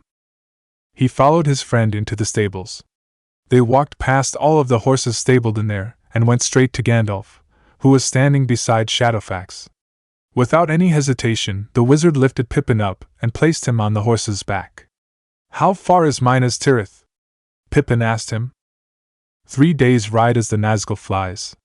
"And you'd better hope we don't have one of those on our tail," he replied shortly before turning to make sure everything was in order. As he did, Merry stepped forward. "Here, something for the road," he said, handing his friend a small pouch. As he took it, Pippin realized what it was. "The last of the Longbottom leaf?" he asked. "I know you've run out. You smoke too much, Pippin. But we'll see each other soon?" No one would give up Longbottom leaf like this, not unless they were saying goodbye to a dear friend.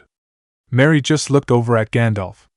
The silence prompted Pippin to ask again, "Won't we?"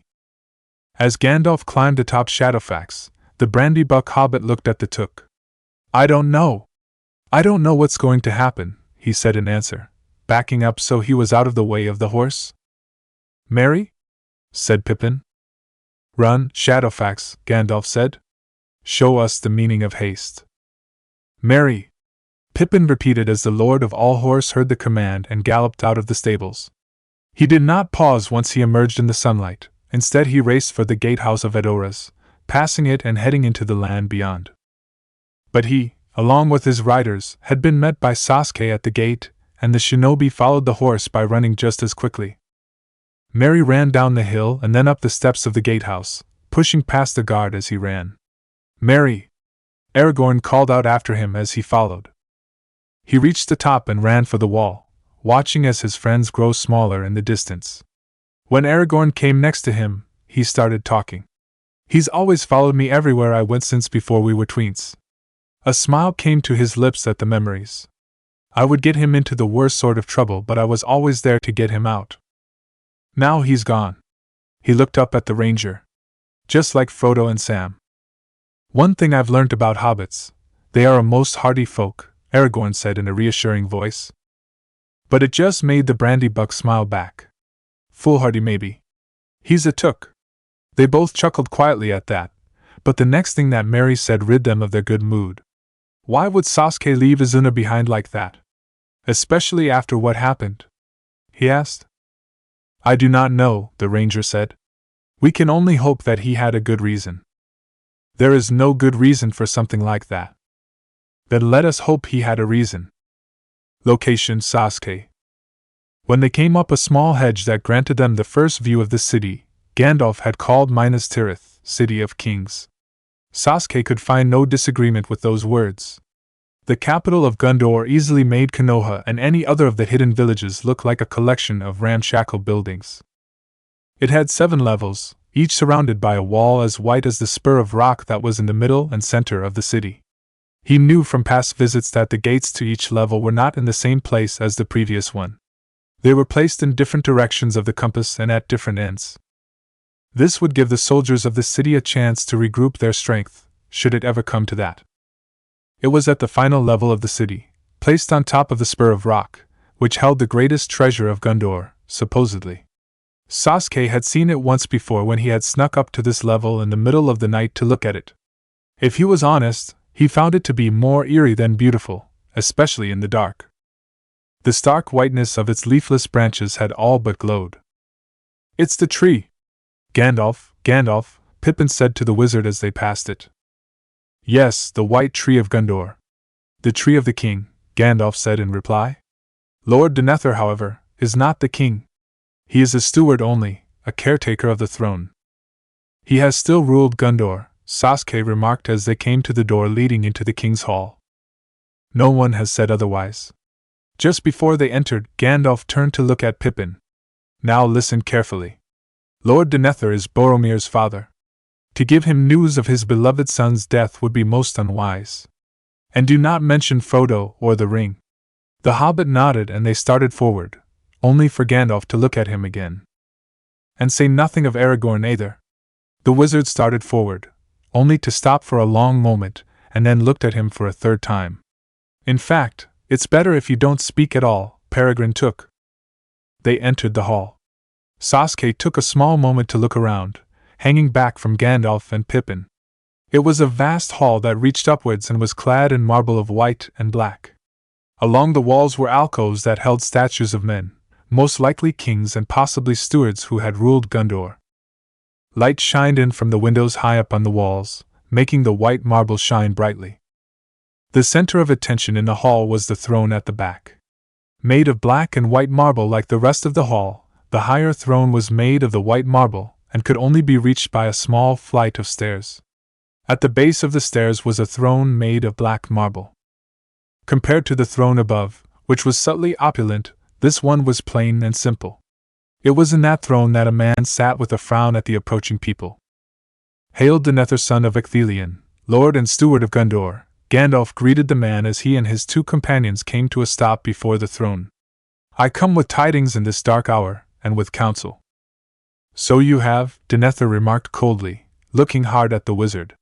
His eyes shifted to the hobbit and the man standing beside him. And who are the companions that you had dragged with you before me? I, for one, have seen such a creature like this, he stated as he looked at Pippin. The hobbit felt a slight nudge of Gandalf's staff against his back and he stepped forward. I am Peregrine Took, my lord.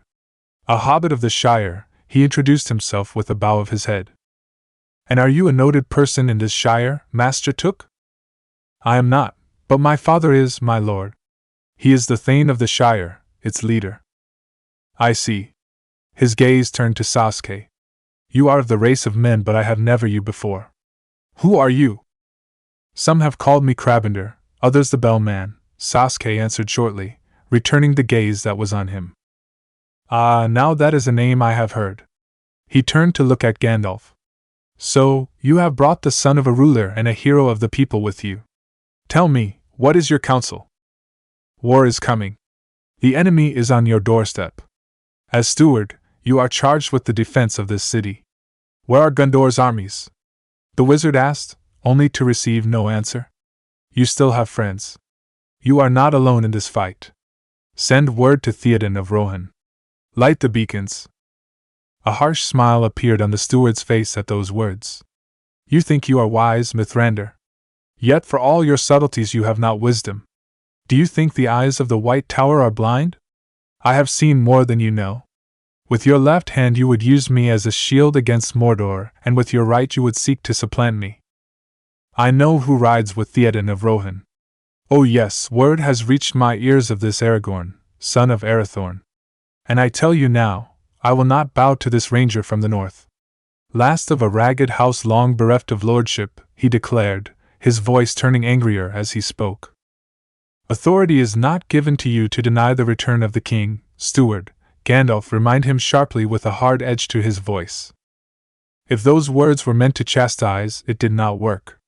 The rule of Gondor is mine and no other's. Denethor shouted, standing up from his seat. For a long moment, wizard and steward stared each other down. Finally, Gandalf was the one who turned away. Come! He ordered Pippin and Sasuke, who followed him back down the length of the hall. All had turned to vain ambition, Gandalf all but growled as they reached the doors. But as the doors opened, his mood turned to melancholy. 1,000 years this city has stood, and now at the whim of a man it will fall. And the white tree, the tree of the king, will never bloom again. His gaze fell on the tree as he spoke and the tower guard who stood at their posts. Why are they still guarding it? Asked Pippin. If there was no king, then they had no duty protecting a tree. They guard it because they have hope. A faint and fading hope that one day it will flower. That a king will come and this city will be as it once was before it fell into decay. Decay? Said Sasuke. What he had seen in this city from the times he had been there had shown no signs of decay. The old wisdom born out of the West was forsaken. Kings made tombs more splendid than the houses of the living and counted the old names of their descent dearer than the names of their sons. Childless lords sat in aged halls musing on heraldry, or in high, cold towers asking questions of the stars. They came to a stop on the spur and looked out at the land before them. And so the people of Gondor fell into ruin, the white wizard declared. The line of kings failed. The white tree withered. The rule of Gondor was given over to lesser men. Pippin looked across the land to the range of mountains at the dark and angry redness beyond. Mordor, he said, realizing what it was. Though the Fellowship had spoken many times of the place, this was his first time seeing it. Yes, there it lies. This city has dwelt ever in the sight of its shadow. One must wonder if that was by design, Crabbinder remarked, mostly to himself. If it was, the architect of this city probably wasn't thinking straight. But then again, Minas Morgul used to be Minas Ithil, which was right up against that dark land. A storm is coming, the hobbit noted, seeing the dark storm clouds marching ponderously on from behind the mountains. This is not the weather of the world, Gandalf said, for he too could see it and realized it for what it was. This is a device of Sauron's making. A broil of fume he sends ahead of his host. The orcs of Mordor have no love of daylight, so he covers the face of the sun to ease their passage along the road to war. When the shadow of Mordor reaches this city it will begin. Well, Minas Tirith, very impressive. He looked up at the wizard with a question on his face. So where are we off to next? Gandalf could see the question for what it was and answered him in the manner he needed to hear. Oh, it's too late for that, Peregrine. There's no leaving this city. He faced the mountains barring Mordor from Gondor. Help must come to us. And I know what help I would want, Sasuke thought to himself. The lands of Middle-earth, the lands that he had been wandering for the past 10 years, would need it. Gandalf had said it right after Helm's Deep. Sauron's wrath will be terrible, his retribution swift. The battle for Helm's Deep is over. The battle for Middle-earth is about to begin. Chapter 24, Silence of the Night. Location, Minas Tirith. They had been given rooms for the night. Despite the hostile meeting with its steward, the city of Minas Tirith remembered Gandalf well enough to give him due courtesy. They were also happy to give the bellman room and board, but to this Sasuke said nothing. He kept himself to the back while the wizard amongst them thanked the guards for the rooms. That night, Gandalf was standing out on the balcony, smoking his pipe and looking out at the land. When he noticed that the wizard began coughing slightly from all the smoke, forcing him to lay down his pipe, Pippin poured water from a jug into a goblet and gave it to him. Thank you, he said, placing a hand on the hobbit's shoulder. As he drank, Pippin looked out over the balcony, the same as him. What he saw made him nervous. There's no more stars. Is it time? He asked Gandalf, looking up at him. Yes, the wizard answered. It's so quiet, he remarked, leaning on the railing of the balcony. It was like the only thing they could hear was themselves talking. Even Mount Doom sounded barely loud that night. It's the calm before the storm, Sasuke said from where he was leaning against a stone column on the other side of the balcony, looking out at the darkened land as well. Every battle that all sides knew would happen have had it. I don't want to be in a battle. But waiting on the edge of one I can't escape is even worse. Is there any hope, Gandalf? For Frodo and Sam? He asked the wizard as he came up to the railing as well. There never was much hope. Just a fool's hope, he answered with a kindly smile to the hobbit. It's a good thing that there are fools aplenty, Sasuke remarked with a cynical smile. Gandalf chuckled at those words but turned grim once more as he looked at the black mountains of Mordor. Our enemy is ready, he declared. His full strengths gathered. Not only orcs, but men as well. Legions of Haradrim from the south, mercenaries from the coast. All will answer Mordor's call. This will be the end of Gondor as we know it. Here the hammer stroke will fall hardest. If the river is taken, if the garrison at Osgiliath falls, the last defense of this city will be gone. He gazed at the ruined city in the distance, thinking of it when it was unbroken and alive. But we have the White Wizard, Pippin said to him with a smile. That's got to count for something. But the wizard in question just looked at him with a worried expression, prompting him to say, Gandalf? What's wrong? Sasuke asked, seeing the same expression. Sauron has yet to show his deadliest servant. The one who will lead Mordor's army in war, Gandalf told them both. The one they say no living man can kill. The Witch King of Amar. You've both met him before. He looked at Pippin's confused look and gave him the answer.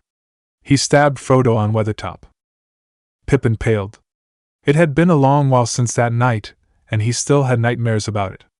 He, Merry, Sam, and Frodo had tried to hold their own against the Ringwraiths, only to fail miserably. The sight of the Morgul blade stabbing nothing but air and hearing Frodo scream in response was enough to make the Took start to tremble. And I am guessed that I had fought him in the river? Sasuke asked the wizard. There had been 9 there that day, and he had fought all of them. Indeed, and I am certain that if he had been at his strongest then, you would not have lived through that encounter. He is the Lord of the Nazgul, the greatest of the 9. Minas Morgul is his lair. The shinobi did not say anything in response to those words. Instead, he simply went back to the rooms, found the bed he had claimed as his own, and fell asleep. As he walked down the dirt path that was the road to the docks, he kept his eyes away from the other people there. Thankfully, they were doing the same for him. They knew what the cloak he wore and the bells hanging from his hat meant. The war may have been over, but the news hadn't reached them yet, and the Akatsuki was still a name to be feared. Oddly enough, when he reached the docks and looked around, the very edges of his sight was shrouded in gray mist. He still could see the town that was just upwards of the docks, almost pristine looking in the light. But the far edges were veiled in the mist, like a wall that would have prevented him from going any further. I must be in a dream, he thought to himself. And if I am in a dream and I am walking down to a dock, there's only one thing that can mean: this is a memory. If that was the case, the only thing he could do was just let the memory play out. He kept his pace going down the road, feeling the dirt crunching softly beneath his feet, the bells ringing softly in the wind. The water stretched out beyond the verity of ship's dock there, almost sullen in its dark blue color. It didn't help that there were storm clouds above his head. It just made the sea look even more sullen. But that did not concern him, not even when he had first noted it when he was there. What concerned him were the ships at the dock. Most of them were the same kind he had seen every time he had passed a sea dock, river dock, or a lake dock. Some ships could easily go up a river but would not last out at sea, and while some could easily withstand the sea yet could not traverse a river. But despite the vast differences of the ships there, they all had one thing in common: they were all of elemental make, which meant they just sailed through and around the elemental nations. He didn't want any of those. Odds are the biggest bounty in the Shinobi Bingo book was already placed on his head, and there would be a lot of people who would want to try and cash in on that. Ensuring that his face was hidden by the hat, he kept looking, walking down the dock. It seemed like the dock had been there for quite some time, for the wood beneath his feet were warped in the way it could get by being struck by sea water and the salt it held many times over. But every ship and boat he passed was of elemental make. He could have asked the captain where the ship was headed, but if he didn't like the answer and moved on, he was certain that talk would follow in his wake, and that was the last thing he needed. An hour had passed since he had begun looking before he found a ship that wasn't of elemental style, and when he had found it, he had stopped in his tracks at the sight. It was beautiful. There was no other way to have described it if he could have. Even though rain had begun to fall only 10 minutes past, it did not hide the whiteness of the ship. In fact, the wood almost seemed to glow with an inner light, letting it be seen through the rain. Every curve and every angle it had was graceful, silently showing that it had a quiet beauty to it all. This ship is most definitely not of elemental make, Sasuke thought to himself as he looked at it. This was something that made the elemental ships look like they had been made by kids sticking pieces of sticks together. "Is there something you require, friend?" a voice asked him, breaking him out of his examination of the ship. He looked downward and saw a man hooded and cloaked in the rain, hiding his face and the rain obscuring it even more. "Are you the captain of this ship?" he asked in return, making sure that his face was hidden by his hat and the rain. "Yes, I am." "When do you sail?" If the man was offended by how he spoke, he did not show it. "Within a matter of hours, actually," he answered. "There are still some things that need to be taken care of." "Are you traveling to any of the elemental nations?" "No, I am heading back home, across the sea." "Do you have room to take on a passenger?" "I can pay." He only had what he took from the Akatsuki hideout, but he could still pay. He wasn't sure, but it seemed like the captain was smiling. "Of course, I am willing to take you on. Please follow me." He turned around, walked back to the ship. Interesting," a voice Sasuke hadn't heard in 10 years spoke. Before he could even take a step, he found himself in the rock garden again. But this time, instead of sitting on a stone, he stood in the midst of the pebbles themselves, disrupting its flow enough to make it noticeable. I wager that he didn't make you work for passage. He turned to look at the speaker, who was standing right next to him. What are you doing here, Madara? He demanded. The older Uchiha didn't look any different from the last time he had seen him. His black hair still fell down his back, he wore his red armor over the blue mantle, and his Sharingan was alight. I am you, boy. Do you think that you're the only one who can come here? He asked arrogantly, turning and folding his arms like he had done before. You haven't answered my question. What are you doing here? I am here to talk to you. His eyes narrowed into a furious scowl. You and your incompetence, that is. What do you mean? Sasuke asked, folding his arms just like him. You've abandoned your clansmen, that's what I mean. The Uchiha stay together, yet you flee before you can take responsibility. He knew what those words meant, and he knew that the ghost was also talking about his son. But still, he got angry because he heard them. Don't speak to me about staying together. You're the one who abandoned the clan, left his son alone with his mother, and then orchestrated the massacre of the clan. Between the two of us, Madara, you are the worst Uchiha by far. Yet you had the chance to change what we are, the ghost replied, taking an angry step forward, further upsetting the pebbles. You abandoned your student when his eyes evolved, when he needed you the most. Izuna needs to sort out his own problems. He does not need me to coddle him. He hadn't interfered when his student attacked the tainted, and that worked out fine. You lie. The ghost unexpectedly roared, stepping forward and grabbing him by the shirt, disrupting the pebbles even more. You are a coward who hides away from even the faintest of family. You are a liar and no true Uchiha. He hadn't expected such an outburst and for a moment was scared for his life. Enough, Indra's voice said as he appeared on a nearby rock. You have overstayed your welcome, he told Madara. Begone. With a flick of his hand, Madara disappeared and Sasuke found himself sitting on a rock as well. I didn't need your help, he said to his predecessor, his momentary fear disappearing just as soon as it had come. I was just fine. I was not helping you, he replied as he watched the pebbles resume their flow. I was getting rid of a minor irritation. For some reason, those words made the younger man chuckle dryly. I wonder what Madara would say if he had heard those words. It matters not. His chuckling stopped instantly. Does it ever with you? He asked, his voice somewhat accusing. His predecessor turned his gaze to him. What do you mean by that? You know perfectly well what I mean. I have asked for you to call for your brother and you've refused. You say that you are better than that, but we both know that isn't true. It just means you are afraid of something. It had been a surprise to him that the obvious reason Indra hadn't called for Azura had eluded him for so long. But after thinking about it as he traveled to Minas Tirith, he remembered the words spoken to him at Edoras. Whatever my problem is, you have it as well. You are me after all. Once he remembered that, it came to him. It came to him so easily that he felt like an idiot for not recognizing it sooner. And what do you think that I am afraid of? Indra asked him. You're not afraid of reaching out to Azura and asking for his help. You're not even afraid that he might say no. He leaned forward. You're afraid that he might say yes. His predecessor stiffened instantly at the accusation, like he had been struck hard by it. In that moment, Sasuke knew that he was right. For the next few moments, silence was paramount in the rock garden. Neither one of them said a word to the other. Sasuke looked at him, and he looked away. Well? The younger of the two asked. What do you have to say about that? He didn't get an answer, and feeling bold, he spoke again.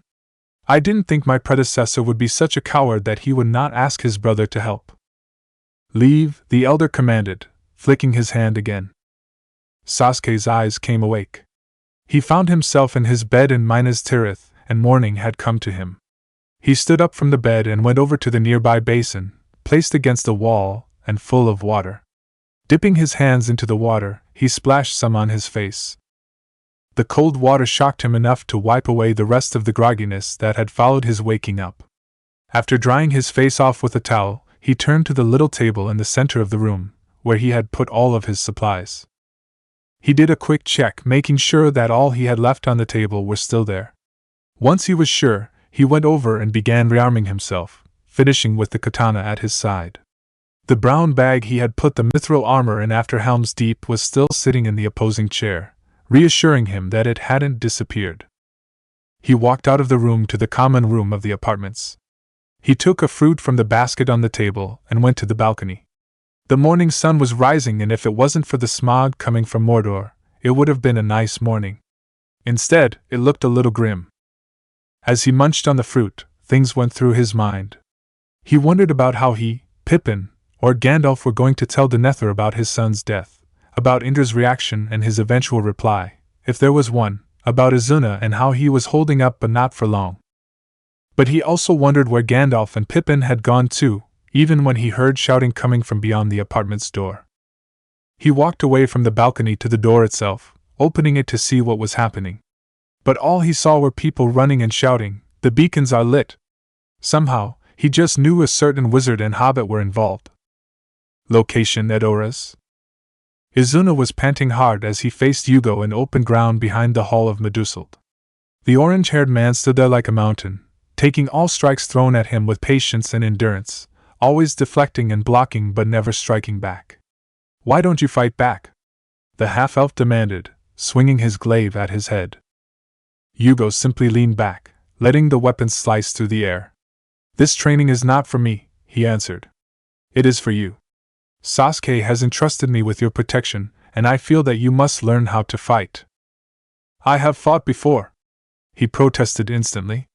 He had fought at Amon Hen, helped Merry and Pippin flee from the Uruks, besieged Isengard alongside them and the Ents, and dueled the Tainted. He was no newcomer to a fight. "You have fought short fights, done in a matter of minutes. If you wish to be a shinobi, you must learn to last longer while also making sure that your strength never fails you." "But why don't you fight back?" he asked. The orange-haired man went silent as he stepped back from a swing from Aglos. "I do not wish to fight, Izuna. I don't want to, but I can. And when I do, there's a good chance I will lose control of myself and kill everyone in sight. Only 2 people have been able to bring me out of that rage. One of them is Sasuke." The half-elf stopped for a moment at the sound of his sensei's name. He remembered that night clearly, with him crying and Sasuke holding him in his arms. But the next morning when he came to, his sensei had gone to Minas Tirith. The only thing he had left behind was a note telling him to never use the ability he had been given unless told otherwise by him, and that Hugo would be there to keep an eye on him. He felt like he was being coddled slightly because of all this. It was something he wanted to talk about to his sensei, but since he wasn't here, they couldn't. It was actually annoying.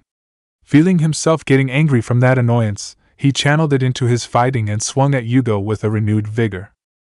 "Keep your focus, don't lose your head," both figuratively and literally, the orange-haired shinobi told him as he continued to dodge and avoid. For a brief moment, he considered the irony of those words, and then promptly went back to the fight. "Why haven't you used any jutsu?" "We hadn't really gotten that far," Izuna told him, swinging Aglos low and fast. "I am sure that Sasuke would have taught you at least one. He was more focused on me actually being a shinobi." "Ah, so you were taught how to access and utilize your chakra for the basic measures, while also learning how to run and fight. And to breathe, to see, to hear, although not so much on those last 2, he admitted." "I can see." "What do you mean by that?" Without warning, he moved, brushing Aglos aside and knocking the half-elf down to the ground with one good move of his palm. For Izuna, it was like he was suddenly seeing the sky and his back was up against the ground when he was facing his opponent just seconds ago. Aglos had fallen out of his grip and lay just out of easy reach. "That is what I mean," Hugo told him, standing over him. "And now you're dead." "How in the name of the Vala did you do that?" he asked, amazed at the speed. "It happened so fast." "That's because you didn't see or hear me move." He held out a hand for the half-elf to take, and helped him get back onto his feet. "If you can't see that, you still need to train." "I know that," Izuna told him. He wasn't arrogant to believe that he was powerful and strong enough already. There were moments when he thought that his fight against the Tainted only ended in his victory because he had been lucky. "Good. Let's get some food." "All right," he agreed as he reached down to pick up Aglos. A feeling came to him, and he stopped in mid-motion, swinging his arms to the side and catching Hugo's kick when it was about 5 inches from his face. I thought we were done. We are. I am making sure that you were paying attention. He withdrew his foot, his calm expression never changing. Once Izuna had picked up and sealed away his glaive, they made their way out of their little training spot and up the hill to the Golden Hall of Meduseld. There was no rush to their pace, in fact it was rather leisurely. People they passed smiled and greeted Izuna warmly, calling him by the title they had given him. Surprisingly, it made him uncomfortable. I wish they wouldn't call me that, he muttered to himself. It makes me feel like I should be a hero when I'm not. Then tell them that, Hugo said to him as they climbed the hill. You don't think I haven't? No matter how many times I do, they just keep on doing it. It just feels wrong to me. Calling me the Untainted makes me sound like I could do no wrong. Then don't listen to what they have to say to you. But that's rude, he protested. So? Hugo asked. Do you think it matters to them? I don't want to be rude to them. Then you have a problem. Either don't listen and be rude or do listen to them calling you something you are not. He stopped on a step and looked at the half-elf. Do you want to know a truth of the world, Izuna? Izuna had taken another step up when he stopped, so when he turned around to look at him, he was looking down. What truth? There's no such a thing as a hero. That's just a word people use to describe someone because they feel like they can never reach that level. All the heroes they talk about are good and can do no wrong. But that is just a fabrication. The real person a hero is based on is someone much different. The half-elf gazed at the orange-haired man for a long moment. I think there would be several people in the world older than you who would disagree with that notion. If that is what they believe in, that is what they believe in. It doesn't change the truth. There are no heroes. And what about monsters? He challenged, feeling that if there were no heroes, Hugo would think that there were no monsters either. But before he could answer, the sound of feet running across the ground hard filled their ears. It was coming from behind them, and when they both turned to look at who it was that was running, they saw that it was Aragorn. What's the matter, Aragorn? Izuna asked him. He did not answer. Instead, he simply ran past them, heading straight for the top of the hill, where Theoden's hall was. Hugo and Izuna shared a look with one another before taking off after him, their sense of leisure replaced with a sense of urgency. They followed him up the hill, trying to stay close to him. They were successful in their efforts, because when he burst open the doors to the hall, they were close enough to hear him cry, "The beacons of Minas Tirith. The beacons are lit." All in the hall came to a still at those words, even Theoden and his men as they pored over a map of Rohan near his throne. Gondor calls for aid, the ranger told the Lord of the Riddermark. No one said a word in the moments that followed. They were all waiting for their king. He had been told that the ally they had sworn an oath to help in its time of need was calling for their help. But the oath was given as much as it gave, and they remembered how no help came from Gondor during the Battle of Helm's Deep. If there had been, surely a lot fewer men would have died. As long as they seemed to stretch out, the seconds were gone as soon as Theoden answered, and Rohan will answer. He looked out at his hall, at the people gathered there, his people, his men, and gave a single command. Muster the Rohirrim. Izuna watched as the people of Rohan began to move quickly than they had before, all heading for the doors to the hall. I guess that food will have to wait, he said to himself. War was in the air once more in Rohan. Only this time, they would come to it instead of it coming to them. Chapter 25, Unwanted News. Location Edoras. There was a small tower near the center of Edoras, and atop the tower was a single iron bell, meant to call the Rohirrim together when it was time for war. And that time was now. Before, there was barely any activity on the slopes of the capital. But now there was nothing but activity as the bell was being struck again and again. People were running every which way, gathering supplies, readying the weapons they would carry, and saddling the horses they would ride. There was a frantic but familiar pace to it all for the riders of Rohan, who had been called to action by the tolling of the iron bell. As his people prepared, Theoden came out of his hall, dressed in his armor with his sword at his side and his helmet held in his arm. He was ready for war. Assemble the army at Dunharrow, as many men as can be found. You have 2 days, he told Ymir, who walked by his side. When his nephew began to walk forward, he stopped him with a hand to his shoulder. On the 3rd, we ride for Gondor and war. The 3rd Marshal of the Mark nodded once in acknowledgement, and turned to the steps. Forward! He called out to his soldiers. Gumling, the king called to the man, who stood to the side and watched as the preparations went on, walking over to him. My lord, he said, turning to face him. Make haste across the Riddermark. Summon every able-bodied man to Dunharrow, Theoden commanded. I will, he said with a bowed head before turning to leave.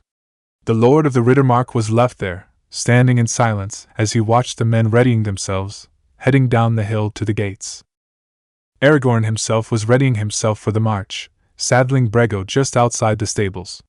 To his surprise, Eowyn came out with a horse of her own, stopping to saddle it beside him. Do you ride with us? He asked her. Just to the encampment, she answered. It's tradition for the women of the court to farewell the men. He had a little trouble believing that, and when he noticed something on her saddle, he reached out and pulled the blanket on the saddle back, revealing a sword hilt. She noticed what he did and pulled the blanket back before anyone else could have seen it. While he pretended to not have seen it, she spoke to him. The men have found their captain. They will follow you into battle, even to death. You have given us hope. He didn't say anything, choosing to go back to Brego. Out near the main street, Izuna was checking over what he had in the way of supplies. Hugo was standing nearby, keeping an eye out on what was passing by. They move fast, he remarked as the men of Rohan passed them by. They're marching to war, Izuna said. Even so, they move fast. The neighing of a horse filled their ears at that moment, and while it shouldn't have been a surprise to them, they were in the land of the horse lords. It came as a surprise due to the fact that it was coming from behind them, not out front on the street where the majority of the horses were. When they turned to look, they did see a horse there, its reins being held by Grima. My lord, he said with a bowed head. Grima, what's with the horse? Izuna asked him, a little confused by it. The Rohirrim are going to war, my lord, and you are going with them. Since they have given you a sense of standing, you must ride a horse as they would expect you to. So I have taken the liberty of finding you a steed. The horse neighed a little, like it knew it was being talked about. The half-elf had not expected Grima to do such a thing and was a little surprised by it all. Thanks, he said to the man, walking over to the horse and taking the reins. Does he have a name? Apologies, my lord, I did not think to ask, he said with a bowed head. I only asked if there was a horse for the untainted and I was given one quickly. Well, thank you anyway. You and Hugo best go back and find horses of your own. That won't be necessary, Hugo told him. I'll walk. And I will not be allowed to ride one, Grima said to him. The people of Rohan still considered him to be a traitor who only lived because the half-elf's good graces. If they let him saddle a horse, they would feel like they were being considerate. Do you require anything else, my lord? He asked Izuna. No. Thank you, Grima.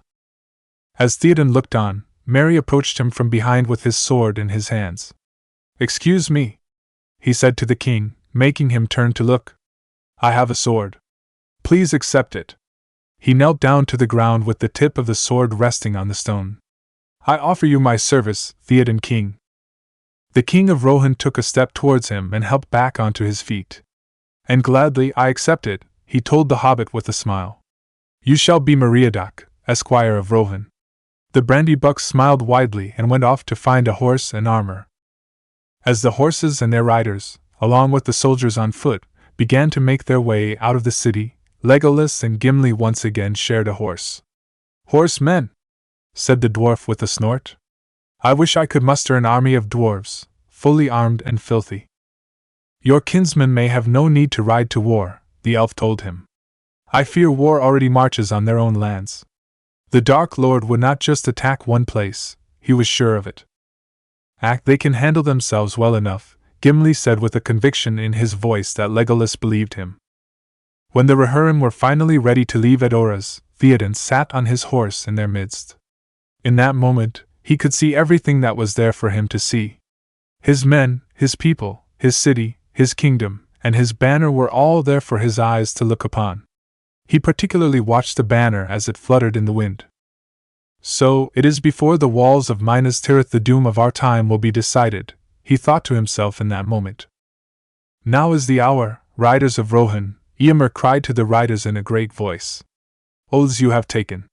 Now fulfill them all, to lord and land. The riders of Rohan responded to his call with a shout that seemed to come from them all in a single, unified voice. With his words spurring them on, they rode out of Edoras, onto the plains of Rohan and to Gondor, to fulfill an oath made long ago between the two kingdoms. Location: Minas Tirith. The three of them walked along the first level walls with Sasuke looking at Pippin as they walked. So you just decided to climb up the wall and light the beacon because he told you to, he said, gesturing slightly to Gandalf. Yes, the hobbit answered. Why? Because it would have sent a message to Rohan, letting them know that Minas Tirith needed its help. He just stared at the Took, taking in all of his earnest and honest expression. Finally, he turned his gaze away and looked out at Mordor, for no better purpose than to not look at him. He really is Naruto in hobbit form, he thought moodily to himself. I don't know if these two should ever meet or not. Gandalf saw the look on his face and chuckled. Thinking of someone who has irritated you one too many times but still a friend, aren't you? He asked. He looked at the wizard. What makes you think I'm thinking of that? He challenged. Because I've had that look on my face when dealing with young Peregrine Took here, he answered whilst nudging Pippin to prove his point. He didn't bother to respond to that question. Aren't we risking a lot of anger being out here on the walls after lighting the beacons without permission from Denethor? And how would we be doing that? Gandalf asked him with a curious look. We are simply taking a walk on the walls. Why, we are not alone up here. Sasuke took a look around them, seeing other citizens of the city on the wall as well. The difference between them and the three of them was that they were not up on the walls to subtly check the defenses of the walls. And he wasn't sure about what he had seen. The walls were impressive, but the soldiers manning them seemed to be stretched thin. There was a sense of unease in their eyes whenever they looked upon them. They knew what was coming, but they did not know if they would be able to withstand it. Gandalf, what's with the commotion over there? Pippin asked, looking at the group of people gathering near the gate. I don't know, Gandalf answered. They all quickly went to the crowd and pushed their way quickly through to see what was happening. The answer was something that the White Wizard had hoped wouldn't come to pass. Out of Osgiliath came the remains of its defense. It was obvious by the fact they were fleeing the ruined city that it was overrun.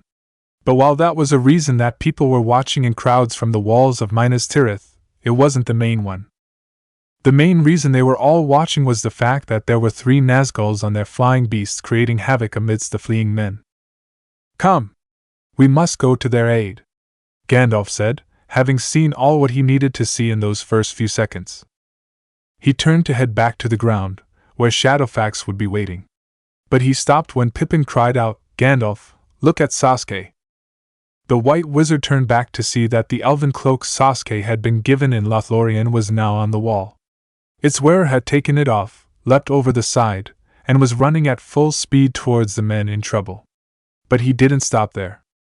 He channeled his chakra into his eyes, morphing them into the Mangekyo Sharingan and promptly activated the Susanoo, this time doing what he couldn't in Moria and used its full height. The people of Minas Tirith watched in shock as a giant made of purple fire appeared in place of the man. It continued to run towards the fleeing men, and they were afraid that he would assist the Nazgul in attacking them. An orb of black flame filled its right hand, and it seemed to fulfill their fears. But then the orb manifested an arrow and a bow-like shape appeared on the left hand. The giant creation stopped running once the arrow was created, knocking it into the bow. It pulled the thin fire that acted as its taunt string back and fired. The black arrow sailed through the air, but it did not strike the fleeing men of Gondor. Instead, it flew right at one of the 3 beasts carrying the Ringwraiths. The creature roared in surprise at such a move and banked hard to avoid the black arrow.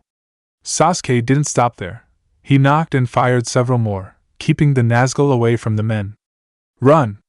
He commanded them, amplifying his voice through the Susanoo. Make for the city. I will hold them off. They needed no further prompting. Those on horseback spurred their animals on faster, and those on foot ran all the more harder. They curved around the giant made of flame as they came closer to him, and then proceeded to head for the city. The Nazgul's beasts roared in anger alongside their masters and tried to go after them. But they were repelled by Sasuke again and again. He gave ground slowly as he held them back, and they soon gave up in killing the remaining defenders of Osgiliath. They turned back and flew back to the safety of the darkened clouds, which now hung over the ruins Minas Tirith had just lost. His mission successful, he turned and went back, disengaging the jutsu as he went. The footprints he had made while in the jutsu had left a path of smoldering footprints, evidence of what had just happened. The gates of Minas Tirith were quickly pulled open, allowing the defenders of Osgiliath to come riding in. The people who had been watching from the walls and from the nearby buildings all came down to meet them, to see that they were all right with their own eyes. Among them were Gandalf and Pippin. "Mithrandir!" cried one of the defenders, coming towards the wizard on his horse.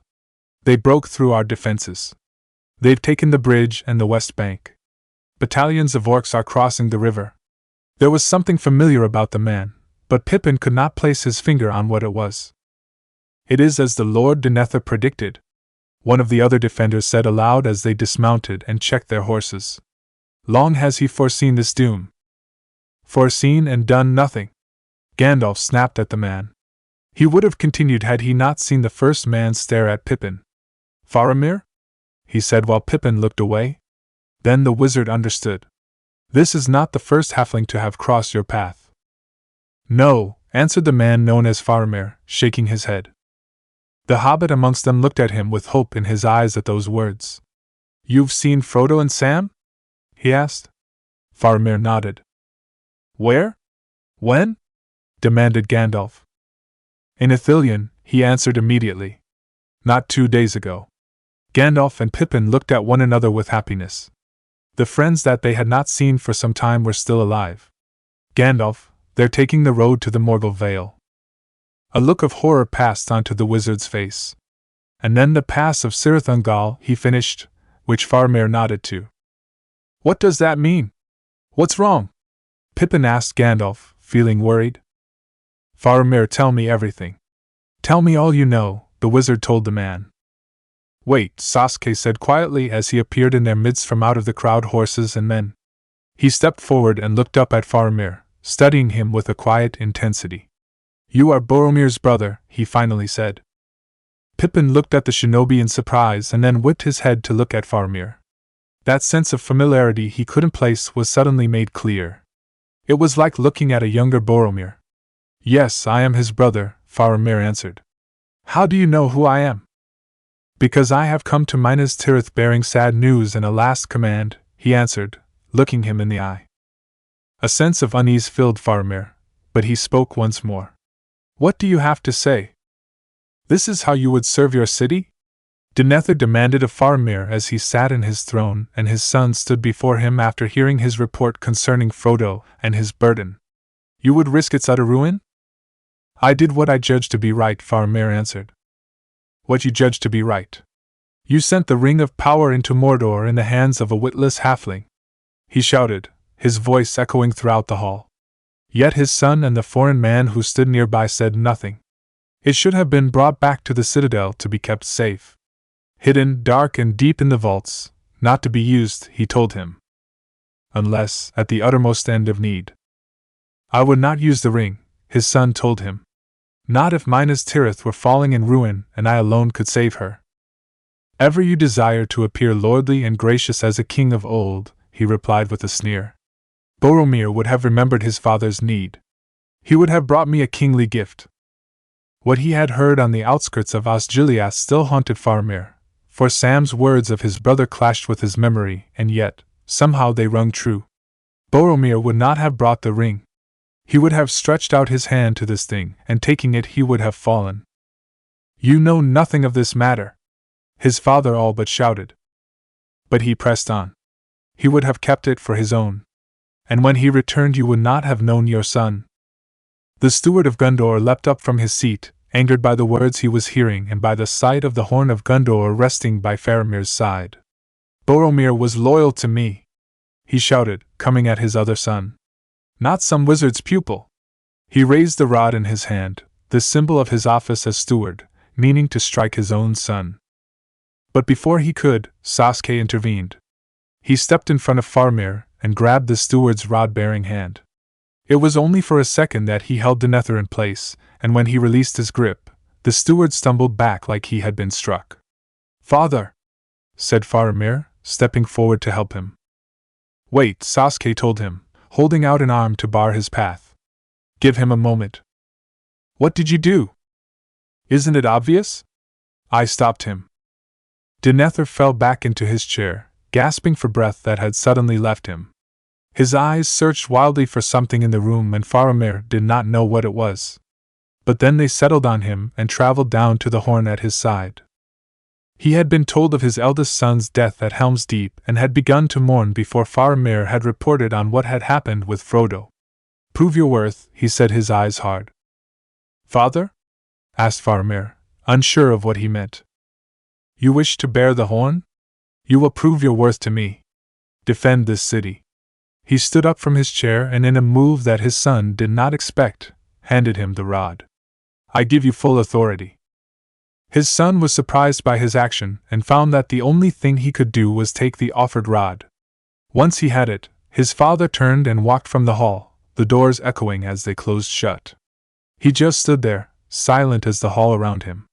"You heard your father," Sasuke said quietly by his side. "What do you plan to do?" He closed his eyes and breathed deeply. "I will call the council to come together," he answered. "Minas Tirith must be made ready." Gandalf stood to the side of the room as he watched the council of Minas Tirith discuss what they had. "What manpower do we have in the city?" Faramir asked the council, looking at all those who sat at the table. "For the soldiers, we have enough to man the first 2 levels if we stretch them," one of the councilmen, a heavy-set man with a gray beard, told him.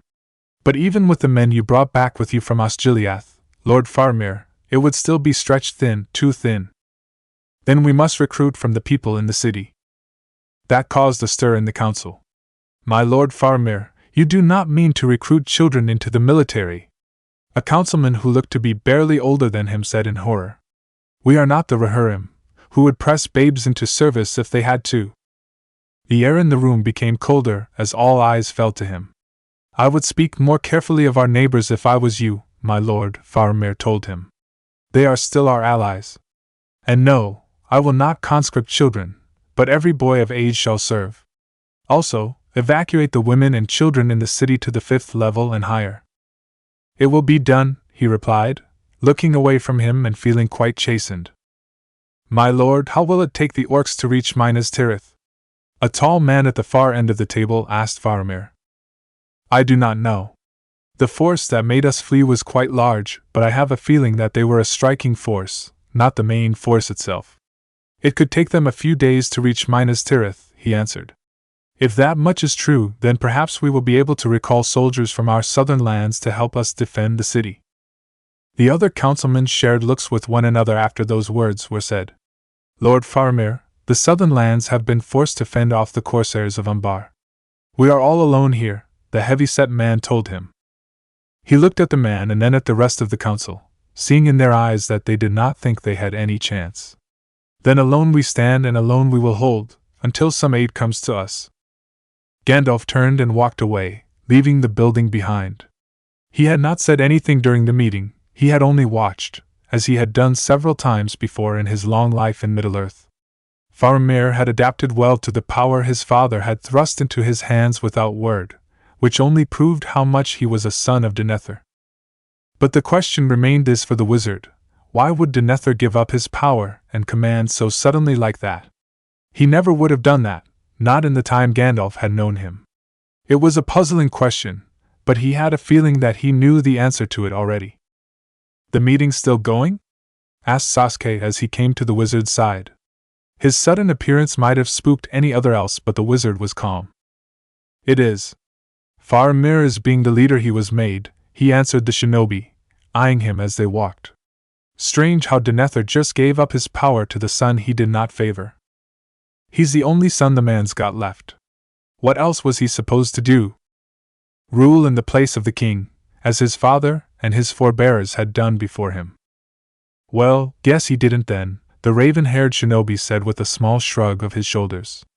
Everything about him in that moment told the White Wizard that he could not care about what could have or would have happened to Denethor.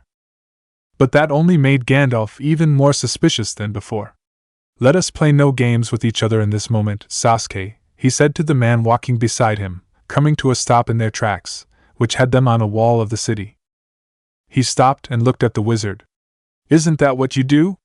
Play games?" he asked pointedly. "You, who had Pippin climbed up the side of the city and light the beacon despite what Denethor had decided on the matter? Sasuke, did you convince the steward of Gondor to step aside and give power to his son?" He shook his head shortly. "No, I did not. He would not have listened to me if I had.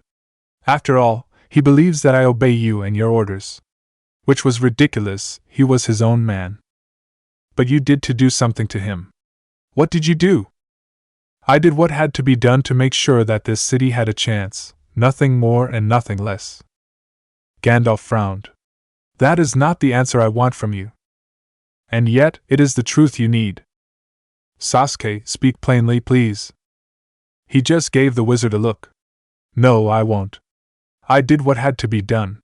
You can thank me for it later." He walked off, leaving Gandalf alone on the wall. The White Wizard was troubled by what he had heard. He kept walking along the wall, to think silently. He had received no clear answer, but after that short talk with Sasuke, he felt like he did not need one. The shinobi had done something to make Denethor act as he had. And yet, what he had said was true. With Faramir in charge of Minas Tirith, there was a better chance of the city surviving. Denethor had ruled Gondor well enough in his time, but since the death of his lady wife, he had become more withdrawn and reclusive. While the kingdom of Gondor had withheld against Sauron, it had been clear, now more than ever, that they were on the losing end of a long war. With the way their steward had become, there was no doubt that morale would falter and possibly break. But with Faramir taking charge, that morale would possibly be bolstered. But the fact remained the same in his mind. Should Sasuke had intervened or should he not? Gandalf had had this question plague him before, only about a different uchiha. He had wondered if Madara should have gotten himself involved in the difficulties between elves and dwarves or not when Thorin's company had captured by the elves of Mirkwood. It had been the right thing to do in the end, and despite a few difficulties, but he had still wondered. And now, he wondered again. "It seems like uchihas will always make me want to question their actions," he thought to himself. "And they will always make me worry about them." As he walked, he came to a stop to look upon Mordor. The soldiers and people who were there on the wall with him saw him standing there, and came to his side. He was a wizard, and to them, wizards always had the answers. "Where are Theoden's riders?" a soldier asked him. "Will Rohan's army come?" another asked. When he did not answer, the soldier prompted him with a Mithrandir? He looked grimly at the dark mountains that stood between Gondor and Mordor. Then his eyes fell to the fallen city of Osgiliath. "Courage is the best defense that you have now," he said to all of them.